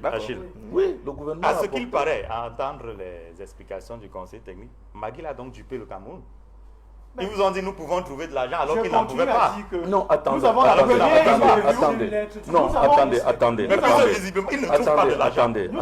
Il faut vous allez répondre à la question, c'est pour Achille. Non, attendez que je restitue quand même la vérité. McGill n'a jamais dit qu'il avait les 50 milliards pour achever Olembe. McGill ne l'a jamais dit. McGill a dit au gouvernement, je vais trouver les ressources. Je vais trouver les ressources. Et c'est McGill qui vient avec la Standard Chartered Bank. C'est ça. McGill n'a jamais dit, j'ai 50 milliards, je vais achever Olembe. D'accord, oui, Achille, nous avons encore jusqu'aujourd'hui la première interview que Franck Mathieu nous accorde à la suite justement de ce passage de témoin entre Piccini et après qu'on a mis Piccini de côté, le jour où McGill prend possession du chantier, McGill dit exactement ceci. Je ne change même pas une virgule. McGill dit, nous sommes venus, nous n'attendons pas les financements de l'État du Cameroun. Nous sommes venus avec les financements internationaux et on n'a pas à attendre. Le chantier va avancer. Voilà. Et il n'a pas dit... Alors, il n'a pas donné de chiffres. Nous sommes à quelle date? Nous sommes à quelle date? Nous sommes en novembre 2010. C'était mars 2020. Mars 2020. Non. Quand on était à Olembe? Non, c'était en puisque Piccini part en 2019. Oui. Non, ça c'est quand Piccini part. Quand McGill prend le chantier, c'était en décembre. Oui, c'était en décembre. Voilà. Et les financements, les 55 milliards sont mis à la disposition du gouvernement quand? Il n'avait pas parlé d'un chiffre quelconque. Il avait dit simplement que lui, il vient... Donc ils ont dit qu'ils avaient les moyens de trouver de l'argent. Oui, il n'attend pas les financements de l'État. Que je vous explique donc. Que je vous explique. Non, Ne défendez pas trop. Non, vous savez bien que s'il y a quelqu'un au ministère des Sports qui ne s'entend pas avec McGill, c'est moi. On a failli en arriver aux mains. C'est connu. Mais nous devons rester honnêtes. Et comme je travaille sur le projet, mon devoir aussi, c'est de rendre la bonne information. Voilà, la vérité. Lorsque McGill prend le chantier, effectivement, il s'engage de préfinancer le démarrage des travaux en attendant que les financements internationaux se mettent en place. Où sont les 50 milliards? quand il s'engage à préfinancer. Ça dit parce que vous avez dit qu'il y a un reliquat de 50 milliards qui attendent. Non, les 50 milliards, nous ne pouvons plus les toucher parce que c'était attaché à Piccini. Ah, d'accord. Donc nous ne pouvons plus les toucher. Alors, Joseph, moi je ne comprends pas. Bon, si on demande les faits d'armes de McGill, avant d'arriver au Cameroun, M. le directeur dit qu'ils ont réhabilité les pandas. Non, est-ce que c'était suffisant pour qu'on lui confie au Lembe? Voilà. Je vous ai dit, au fur et à mesure que j'observe cette histoire, nous sommes dans une sorte de jeu. Hein. Si on rentrait dans un langage trivial, on est pratiquement dans du foutage de gueule. Comment ça? On est pratiquement dans du foutage de gueule. Parce que lorsque le directeur explique que McGill n'a jamais dit qu'il venait, McGill a dit qu'il livrait cette histoire clé en main. Après, on a observé que rien n'avançait. McGill a plutôt commencé à exiger du gouvernement l'argent. Puis nous sommes arrivés à une phase où ils ont exigé du gouvernement une sorte de lettre pour les avaliser, pour qu'ils aillent chercher de financement sur les marchés bancaires internationaux. Il me semble que cette lettre-là, nous tous dans nos journaux, nous avons traité de cette lettre que le ministre de l'économie a signée pour qu'ils aillent chercher l'argent. Jusque-là, ils n'ont pas une caution. Jusque-là, ils n'ont pas trouvé cet argent. Mais dans le même temps, avec les 55 milliards. La preuve, la réalité, c'est que maintenant, donc, nous sommes assis là à Pinaillé. McGill exige qu'on lui donne tout le reste de l'argent, les 12 milliards restants. Les sous-traitants, qui est 17 milliards restants. Et c'est de bonne guerre, parce que ce sont eux qui ont négocié les 55 milliards. Ils attendent de bonne guerre qui réclament tout leur argent. Ils attendent à peu près 14 milliards. Peut-être le directeur ne veut pas qu'on rentre dans ces détails. Vous savez, faisons une déduction logique. Si jamais les 17 milliards sont mis à la disposition de McGill aujourd'hui, et qu'il faut payer les sous-traitants qui réclament environ 14 milliards à peu près. Monsieur Olinga. 14. Si vous laissez finir, laissez-moi finir. Laissez-moi finir. Vous comprenez? Si ça dit que McGill, il nous reste McGill ne sera donc plus, ne va pas continuer les travaux. Les préalables qui ont été donnés à McGill. Et McGill a accepté, notamment réexaminer sa facturation. Monsieur le directeur, je ne sais pas pourquoi vous m'empêchez de développer. Hein. Non, alors, allez-y. Non, parce que malheureusement, ce que vous dites, ce n'est pas exactement la vérité. C'est que je suis en train de dire, et je rappelle dans un français plus accessible, je dis que, étant donné les ressources disponibles, il n'y a plus d'argent pour continuer au Lembe. Comment ça? Et il n'y a plus d'argent, puisque le ministre, il y a au moins un an, a exigé que McGill vienne justifier les 42 milliards qui ont été consommés. Hein? À ces 42 milliards-là, il reste 17 milliards. Hein? À ces 17 milliards qui sont plus ou moins disponibles, il y a 14 milliards à payer aux sous-traitants. Et lorsqu'on est dans les projections des techniciens de l'EMB, pour finir cette composante 1, hein, il nous faut environ 18 à 21 milliards. Cet argent, on le prend où? C'est une équation simple. Alors, je vais vous expliquer. Il n'y a pas d'argent. Oui, peut-être tout le cinéma que nous faisons aujourd'hui, il y a pas d'argent. Pour nous, il y a de l'argent. Les 17 milliards qui restent aujourd'hui ne serviront à rien d'autre qu'à achever la phase 2. J'ai dit la phase 2. 2.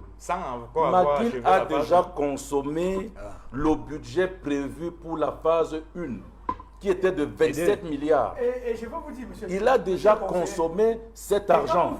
Sauf que... Attendez, McGill, il y a un peu de mauvaise foi de la part de McGill, parce que quand vous voyez que McGill... Alors là, je ne vais pas dire le contraire. Quand vous voyez non, il y a la mauvaise foi, la bravade aussi. Écoutez-moi bien, que McGill a dit que les sous-traitants doivent être payés par l'État du Cameroun. Au point où on s'en va à la justice internationale de Paris pour qu'ils soient déboutés. Oui. Et c'est Razel, parce qu'il a attaqué aussi un grand groupe, c'est Razel qui s'en va obtenir justement que McGill soit débouté ainsi. Parce que vous ne pouvez pas prendre un marché. Attendez, vous pouvez prendre un marché. Attendez, vous prenez la responsabilité d'un marché et vous dites que c'est l'État qui a recruté les sous-traitants avec lesquels vous travaillez. C'est la base de quoi? Non, il ne faut pas rejeter cette hypothèse. Je crois que le directeur doit nous dire cette vérité. Qui a recruté? Parce que moi, j'ai lu une correspondante McGill qui disait qu'on leur a imposé des sous-traitants. C'est faux. C'est faux. Ah bon? Non, on va y revenir tout à l'heure. C'est faux. Oui. Non, on va y revenir, s'il vous plaît. C'est ça qu'ils ont dit. Le tribunal arbitral de Paris a débouté McGill. Parce que McGill a cité le gouvernement, le MINSEP pour ce qui concerne Olembe, le MINTP pour ce qui concerne la pénétrante SS, ça peut-être vous ne le savez pas. Pour dire que je n'ai pas à payer les sous-traitants, que ce soit pour Olembe ou pour la pénétrante Est. Vous comprenez qu'il veut triper le gouvernement? Mais bien sûr. Très bien, très bien. Bien sûr. On va revenir. Laquelle, attendez que j'explique en une seconde. Raison pour laquelle le MINSEP a répondu, est venu avec la documentation. Le MINTP a fait la même chose et sur la base des documents que le gouvernement a donnés, McGill a été débouté. Que ce soit pour la pénétrante Est ou pour Olembe. Si tant est que on avait imposé les sous-traitants à McGill, il devait donc apporter les documents irrelatifs. Peut-être le ministre qui signe pour demander à ce que McGill prenne tel... Est-ce que le ministère des Sports n'a pas joué le sous-marin derrière Azel? Le conseil va répondre à cette question dans le dernier tour de table tout à l'heure. On va revenir faire le dernier tour de table. Non, Achille, s'il vous plaît. Achille, s'il vous plaît. On va répondre à cette question dans le dernier tour de table. Si McGill n'a plus d'argent pour payer les sous-traitants, pour le gouvernement, McGill nous doit de l'argent et nous allons le récupérer par tous les moyens. Très bien. On va répondre à cette question. On viendra faire un dernier tout à l'heure. Malheureusement, le temps passe vite. Dans 100% foot, on ne voit pas le temps passer. On va parler football au féminin pour rendre hommage à un pionnier du football féminin au Cameroun, Joseph Jean Monté. Voilà, Jean Monté, que vous avez très bien connu, président fondateur de Noufi Forestière dans les années 80, 89 jusqu'à 90. Et un hommage lui a été rendu. Vous voyez la vice-présidente de la FECAFOOT, présidente de la commission du football féminin, qui remet un cadeau, en signe de reconnaissance de tout le travail abattu. En tout cas, c'est l'œuvre d'anciennes joueuses de Noufi Forestière qui ont donc choisi de rendre hommage à leur président fondateur. C'est toujours bien de rendre hommage pendant qu'il est encore vivant. Donc, Noufi, bien connu, dont les anciennes joueuses qui sont pour certaines au Cameroun, pour d'autres en France, aux États-Unis, en Belgique, elles se sont dit il y a 25 ans, nous avons connu un papa qui nous a rassemblés, qui nous a donné le goût de jouer au football féminin. Pourquoi ne pas lui rendre hommage, alors même que Noufi Forestière, l'équipe de football n'existe plus. Il y a donc ce match de gala entre les anciennes joueuses de Noufi Forestière et un club de football féminin. On voit le coup d'envoi qui est donné par le président Jean Montige et la vice-présidente de la FECAFOOT. Les deux vont prendre place sous la tribune de circonstance. Là, c'est au stade du lycée bilingue de Yaoundé. C'était pour la partie protocolaire. Maintenant, il y a le match de gala proprement dit. On va voir les images de ce match de gala entre une formation d'anciennes joueuses de Noufi et une formation de filles plus ou moins jeunes qui jouent au football féminin au Cameroun. On a donc le coup d'envoi de ce match. On peut voir par exemple Madame Chami avec des cheveux coloriés. De belles actions, vous allez voir. Elles n'ont pas complètement tout perdu. C'est vrai, elles sont maman, grand-mère même pour certaines, mais elles continuent de courir. Elles ont quand même... peut-être plus assez de jus, mais ça reste quand même un peu de belles actions. Les réflexions là, on va voir des grands ponts, des petits ponts. Sur cette action, elle peut encore amortir de la poitrine, faire des passes, pourquoi pas. On a du mal à croire que ce sont des grands-mères pour la plupart qui ont fait les beaux jours. Ça reste toujours. Voilà, on a quelques belles actions, des décrochages. Sur le terrain, sur le sable, malheureusement, du lycée bilingue, vous voyez de très belles actions. Alors, pourquoi donc avoir pensé à rendre hommage à... Elles appellent tous papa, personne ne parle de lui en termes de président. On dit papa. On va écouter, c'est Henriette Zépan, Voilà, Henriette Zépan, c'est bien cela. Vous étiez au stade du lycée bilingue, Roger Obama. Henriette Zépan, alors qu'on voit également ce pénalty. Hein. C'est vrai, le ballon rebondit sur la barre transversale, mais derrière, il y a cette belle tête. Cette belle tête, vous allez voir, parce que l'action du pénalty se poursuit. Il y a d'abord ce centre du pied gauche bien amené et la tête. Et voilà l'une des réalisations. Mais le but a été validé. Le but a été validé. On va donc écouter Henriette Zépan, l'une des organisatrices de cette cérémonie d'hommage. Vous voyez, 25 ans après, comme ça, un groupe d'anciennes se sont assis, ils ont décidé comme ça qu'il fallait rendre hommage à Monté de son vivant. C'est comme ça que tout le groupe a épousé. Et voilà, on a lancé et c'est parti. Le match de gala est en train de se jouer. Comme vous-même vous le constatez, ça se passe très bien. Hein. Et puis, c'est comme ça que l'honneur que nous rendons à notre pionnier, j'ai nommé M. Monté. Je pense que ce match de gala qui est en train de se jouer à son honneur se déroule dans de très bonnes conditions. Voilà, c'est l'occasion de se remémorer les anciens souvenirs, les petites anecdotes. Elles se racontent les petites anecdotes passées, qu'elles ont vécues pendant qu'elles étaient joueuses au sein de Noufi, il y a 25 ans, 30 ans par là. On va écouter Henriette Zépan encore et Julienne Bakop qui raconte quelques petites anecdotes du moment où elles étaient encore joueuses de Noufi Forestière. Je ne l'appellerai même pas président. Il était pour nous un papa. Vous vous rendez compte qu'un papa chez qui, dans son établissement, aucun sportif ne payait la pension. Il y avait plus de 1500 sportifs, c'est-à-dire athlétisme, handball, je veux dire quoi, football, masculin, football. Personne ne payait la pension. C'est comme ça qu'on était logé, nourri. Vous croyez qu'avec de tels actes, on peut garder quel souvenir? Bien que des bons souvenirs. Une comme moi, j'ai presque tout gagné. Pourquoi? Parce que j'étais en même temps sa joueuse et je travaillais dans son établissement. Il faut que je rappelle à l'opinion publique que Noufi Forestière, c'est le socle de la création de l'équipe nationale en 89. Parce que nous avons 12 joueurs de l'équipe nationale à l'époque. Quand on créait l'équipe nationale en 1989, 12 joueurs de Noufi étaient de l'équipe nationale. Vous voulez encore une anecdote? Noufi Canon toujours. Demi-finale de la Coupe du Cameroun, je crois 2 ans avant. Ils nous ont tapé 1-0. Monsieur Atanaki court toute la ligne jusqu'à l'autre côté à la rive. Il se met à genoux devant papa. Il dit à papa, enfin j'ai traversé le désert à pied. Donc ça fait mal à papa le mercredi. Le jeudi, quand on vient aux entraînements, nous on sortait du Gabon le mercredi matin vers 4 h. On arrive à midi parce qu'on s'entraînait au stade annexe à midi. Papa dit, je ne veux pas vous voir en short. Allez me chercher les maillots. On dit, papa, on n'a pas les maillots. Il dit, à la maison, vous avez les maillots. Allez, je vous vois aux entraînements. C'est lui qui a fait le classement. Au retour, le samedi qui suivait, on a donné 4 ans à Canon. J'ai marqué 2 buts, 2 coups francs, 45 mètres dedans. Et moi, il m'a d'abord donné 50 000 avant ma prime. Donc, papa, c'est... Je ne sais pas, c'est que c'est tellement beaucoup que si on commence, c'est tout un livre, papa. C'est une histoire, c'est une bibliothèque, papa. Voilà, Henriette Zépan et Julienne Bakop qui rappellent de beaux souvenirs passés au sein de Noufi Forestière. Beaucoup d'émotions pour Jean Monté, pour ceux qui l'ont connu, beaucoup d'émotions. Grand pionnier du football féminin au Cameroun. Qu'est-ce que ça lui fait de voir ses enfants, ses filles, venir ainsi lui rendre hommage? On va écouter Jean Monté. Pour la première fois dans l'histoire du football, que mes filles qui ont été avec moi, qui habitaient même chez moi, qui étaient à notre table à tout moment. Parce qu'il y en a qui viennent des États-Unis, qui viennent, n'est-ce pas, de la Belgique, de Paris. Elles disent que ce que ce papa a fait, nous ne pouvons pas lui rendre connaissance après sa mort. On va le faire à son vivant. C'est quelque chose de jamais entendu. Je vous dis que je suis très ému. Elles m'ont fait encore revivre. Arriver au stade, parce que le jour de lancement de la saison sportive féminine, elles ont fait absolument comme un vide et j'ai fait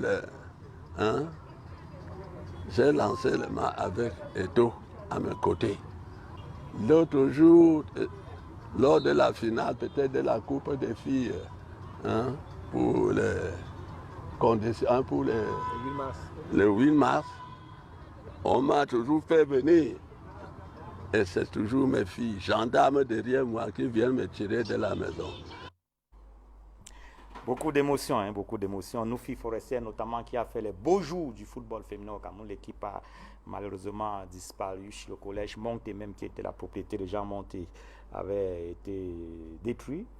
Pour ceux qui connaissent l'histoire de ce collège-là. Et donc, Noufi Forestier, la question qui se pose maintenant, est-ce qu'il n'est pas temps peut-être de faire revenir, de ressusciter Noufi Forestier, les filles prennent l'engagement de ressusciter ce club-là. Peut-être dans les années à venir, on reverra Noufi Forestier dans le championnat de football féminin au Cameroun. On va écouter à ce sujet l'ancienne joueuse Julienne Mbako. Nous, on vous promet, les enfants de papa, on va mettre le paquet pour papa. Il serait président, nous, on serait à l'extérieur. Mais il y aura Nufi qui va renaître. Vous avez suivi ce qu'on dit? Nufi va renaître. Et quand on va venir, on sera en force. On va gagner nos matchs comme on gagnait. On fera plaisir à papa. Donc aujourd'hui, ce qu'on fait là, c'est pour dire à papa que ses enfants, qu'il a élevés tout petits, maintenant on est des femmes, on est des grands-mères, on est des mamans. Maintenant, c'est nous qui devons prendre soin de papa. Et c'est ce qu'on a voulu faire, vous montrer que bon, les enfants ont grandi. Beaucoup d'émotions à écouter ces témoignages-là. Beaucoup d'émotions. Jean Monté lui-même a un peu comme un chat dans la gorge, c'est-à-dire que le football féminin qu'il a connu par le passé n'est plus le même aujourd'hui.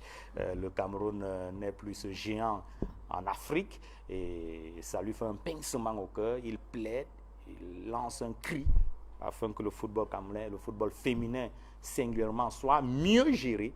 On va écouter Joseph. Je ne sais pas pourquoi il dit tout Joseph, c'est Jean Monté. On va écouter Jean Monté. Jaurès m'a donné beaucoup de conseils parce que on est en train de nous malmener à l'extérieur. C'est un puits de football que mes filles jouaient. Quand on voit, on est découragé. Lorsque nous on jouait, tous les taximens de la ville étaient là, garés. Aucun passant ne partait, mais aujourd'hui ce n'est plus le cas. Il faut que le football féminin change pour encore attirer le monde comme par le passé. Voilà, il faut que le football féminin change et on espère que ce n'est pas tombé dans des oreilles de sourds. Surtout que la première vice-présidente de la FECAFOOT, présidente de la commission de football féminin à la FECAFOOT, était à ses côtés pour cette cérémonie d'hommage organisée par les anciennes joueuses de Noufi. Noufi, beaucoup de Camerounais de la jeune génération n'ont pas connu l'équipe de Noufi. Noufi Forestier. On espère que l'équipe va renaître de ses cendres. En tout cas, les joueuses, les enfants, les filles ont promis de faire renaître cette équipe-là. Revenons à notre sujet concernant le complexe d'Olembe pour faire le dernier tour de table. On est à la fin de la saison, à la fin de cette émission. Alors, Achille, je commence par vous. Le ministre avait donné des pistes lors de sa première sortie du 3 janvier dernier. C'est comme si le ministre lui-même savait que McGill n'en pouvait plus. Il écrivait notamment qu'il est nécessaire de remobiliser les sous-traitants qui ont l'expérience de ce chantier dans toute sa complexité, en tout état de cause. En attendant de trouver une issue aux différends, l'État pourra prendre sur lui de payer les arriérés dus aux sous-traitants. Il disait déjà qu'il faut confier les travaux, il faut confier le chantier pour son achèvement à des fonds publics, avec des fonds publics, voilà, sous la supervision de l'État et l'encadrement des travaux par un directeur de projet ayant une connaissance de ce dossier. Comment on sort? Avec Pichini, ça n'a pas marché. Avec McGill, ça ne marche pas. On cherche un troisième opérateur. Le peuple attend en tout état de cause son complexe. Le peuple depuis a soif de voir son complexe pour que on est tellement inquiet que Olembe ne devienne pas le stade Amadou Ahidjo bis. Parce que voyez-vous, au jour d'aujourd'hui, on avait mis 100 hectares pour le stade Amadou Ahidjo dans la même configuration du complexe sportif d'Olembe.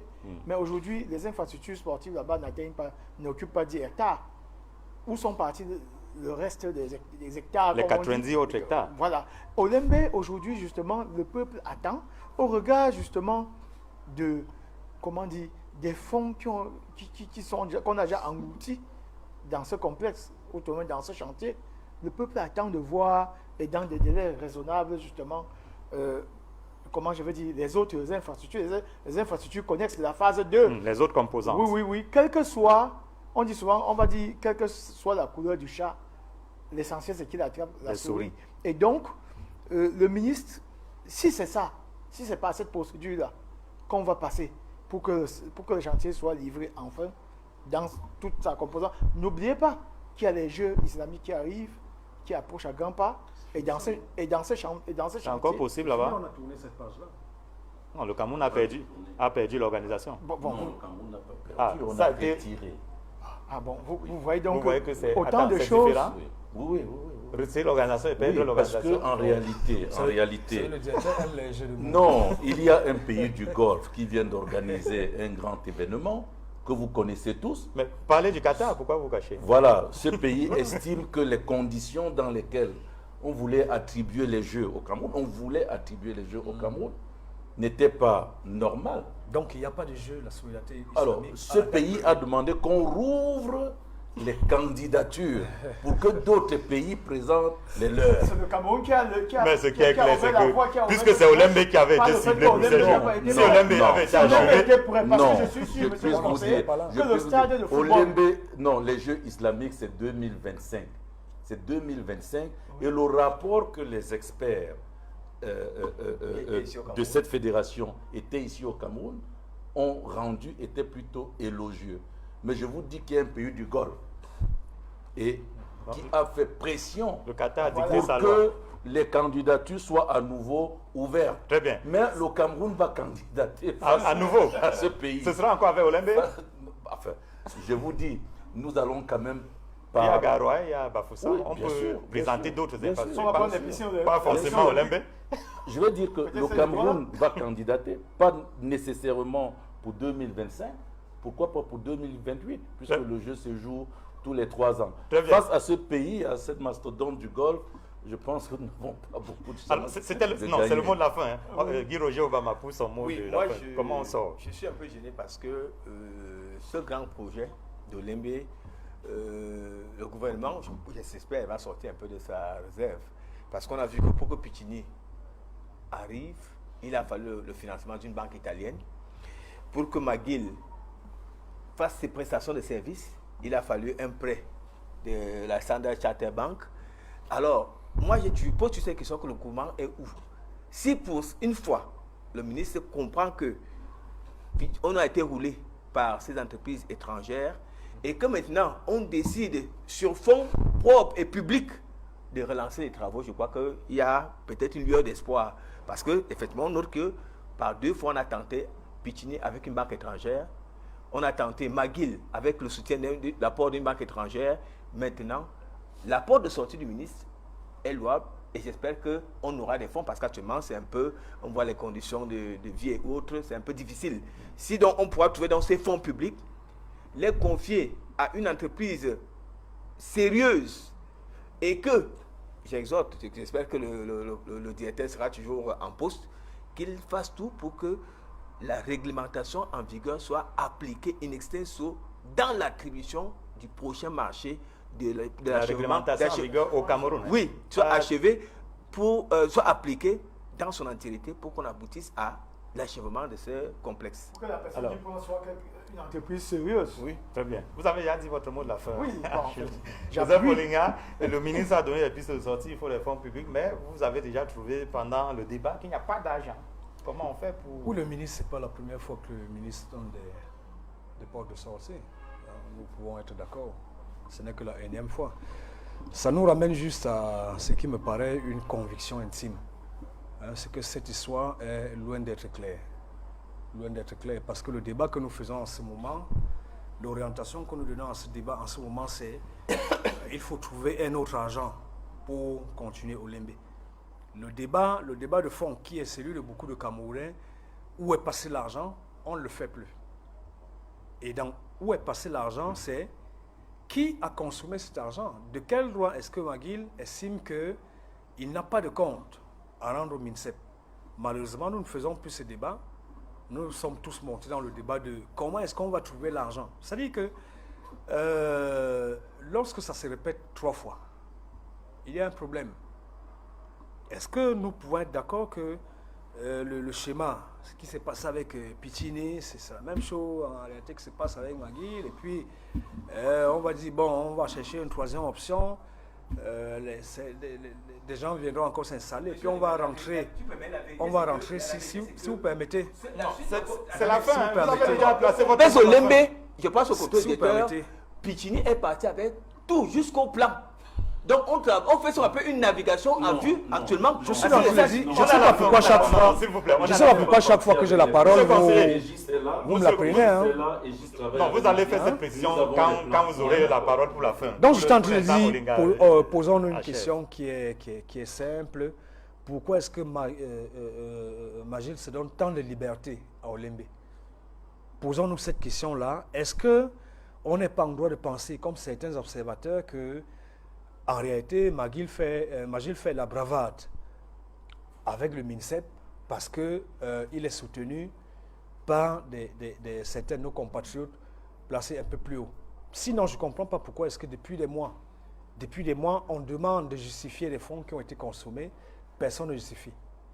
Magil en l'occurrence. Sinon, je ne comprends pas pourquoi ils ont pris sur eux de venir en Mondovision annoncer une date de redémarrage des travaux. On n'a pas redémarré.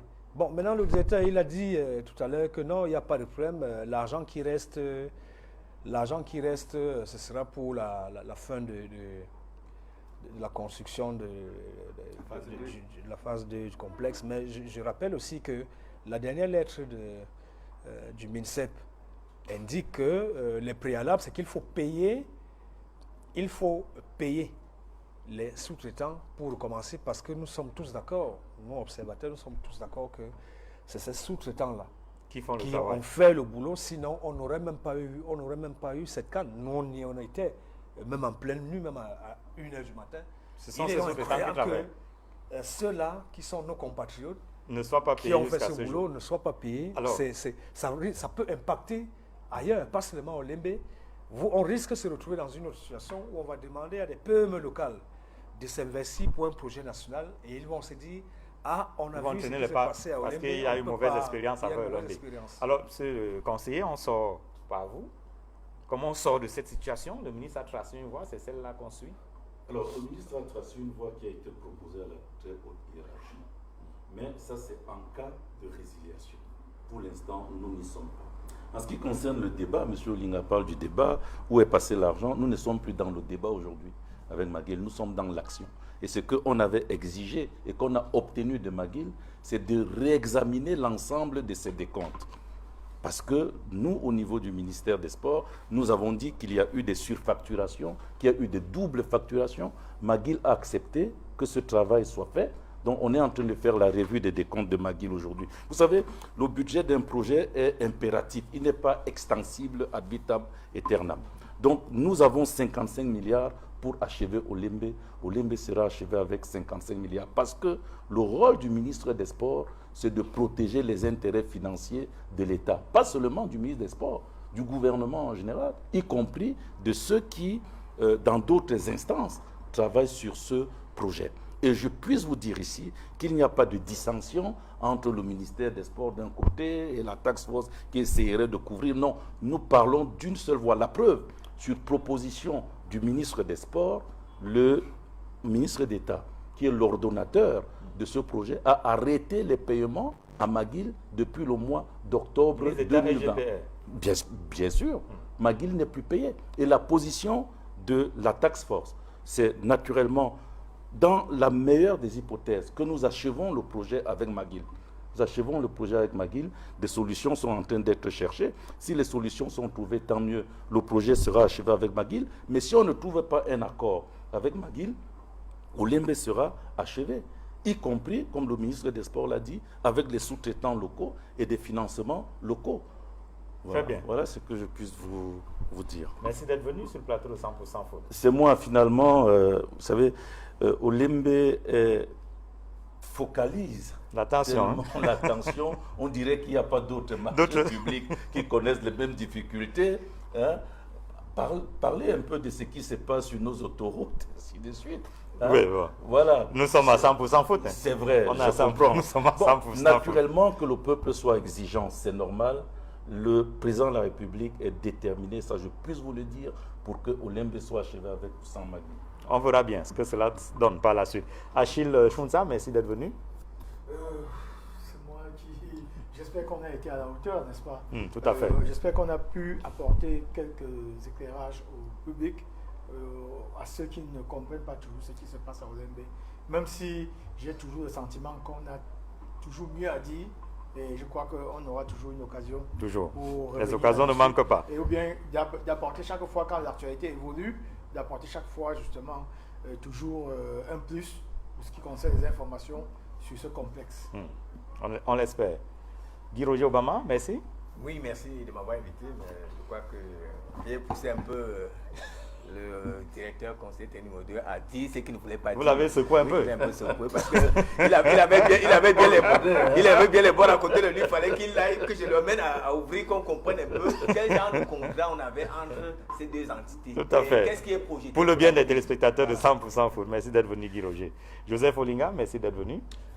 Merci à vous. J'espère que, comme nous l'avons dit, nous avons deux options. Nous ne sommes pas encore dans les options que les analystes externes et la presse a proposées. Nous restons donc focus sur les deux options qui ont été édictées par le ministère lui-même, c'est-à-dire qu'il faut reprendre dans les délais. Nous avons cité 30 jours, je crois que ça devrait intervenir entre le 25 et le 26 ce mois-ci. Nous verrons ce qui se passe. La deuxième chose que le ministre nous dit, c'est qu'il faut payer les sous-traitants, parce qu'en réalité, c'est ça le problème de fond. C'est ça le problème de fond. Lorsque je le dis, je ne sais pas, on a tendance à mal prendre cela, mais la réalité, c'est que est-ce qu'il existe encore un argent pour payer ces gens-là qui ont travaillé? Et si jamais dans les 17 milliards restants, on leur donne 14 milliards, est-ce que 3 milliards vont achever? C'est ça que je vous dis, on nous entraîne dans un autre débat. Nous ne sommes plus dans le débat réel qui est celui des Camerounais. Où est l'argent? Est-ce qu'on peut nous ramener cet argent? On n'a pas d'argent, on n'a pas de complexe. Débat, c'est celui de savoir, il faut qu'on trouve encore l'argent. Merci Joseph Olinga. On organisera un autre débat, certainement, sur les questions que vous évoquez. Merci à tous les quatre d'être venus sur le plateau. Donnez-moi aussi la parole quand même. Mais j'avais commencé par vous. Ah bon, oui. Le mot de fin, c'est vous qui l'avez. D'accord, juste une petite précision à l'attention de M. Olinga. Je vais dire combien Olembe nous a déjà coûté à ce jour. Ce n'est pas 218 milliards comme il dit, c'est 155 milliards. Mais dans le détail, nous aurons l'occasion d'en parler. C'est entendu, c'est entendu. Voilà. Merci à tous les gars d'être venus sur le plateau de 100% Foot. Madame, monsieur, merci d'avoir regardé cette autre livraison de 100% Foot. On va dire merci à toutes les équipes techniques de Douala jusqu'à Yaoundé, les équipes techniques réunies autour du réalisateur Joël Essengue. On va se retrouver lundi à 21h, mardi 22h30. Entre-temps, restez sur les programmes d'Equinox Télévision. Bonsoir.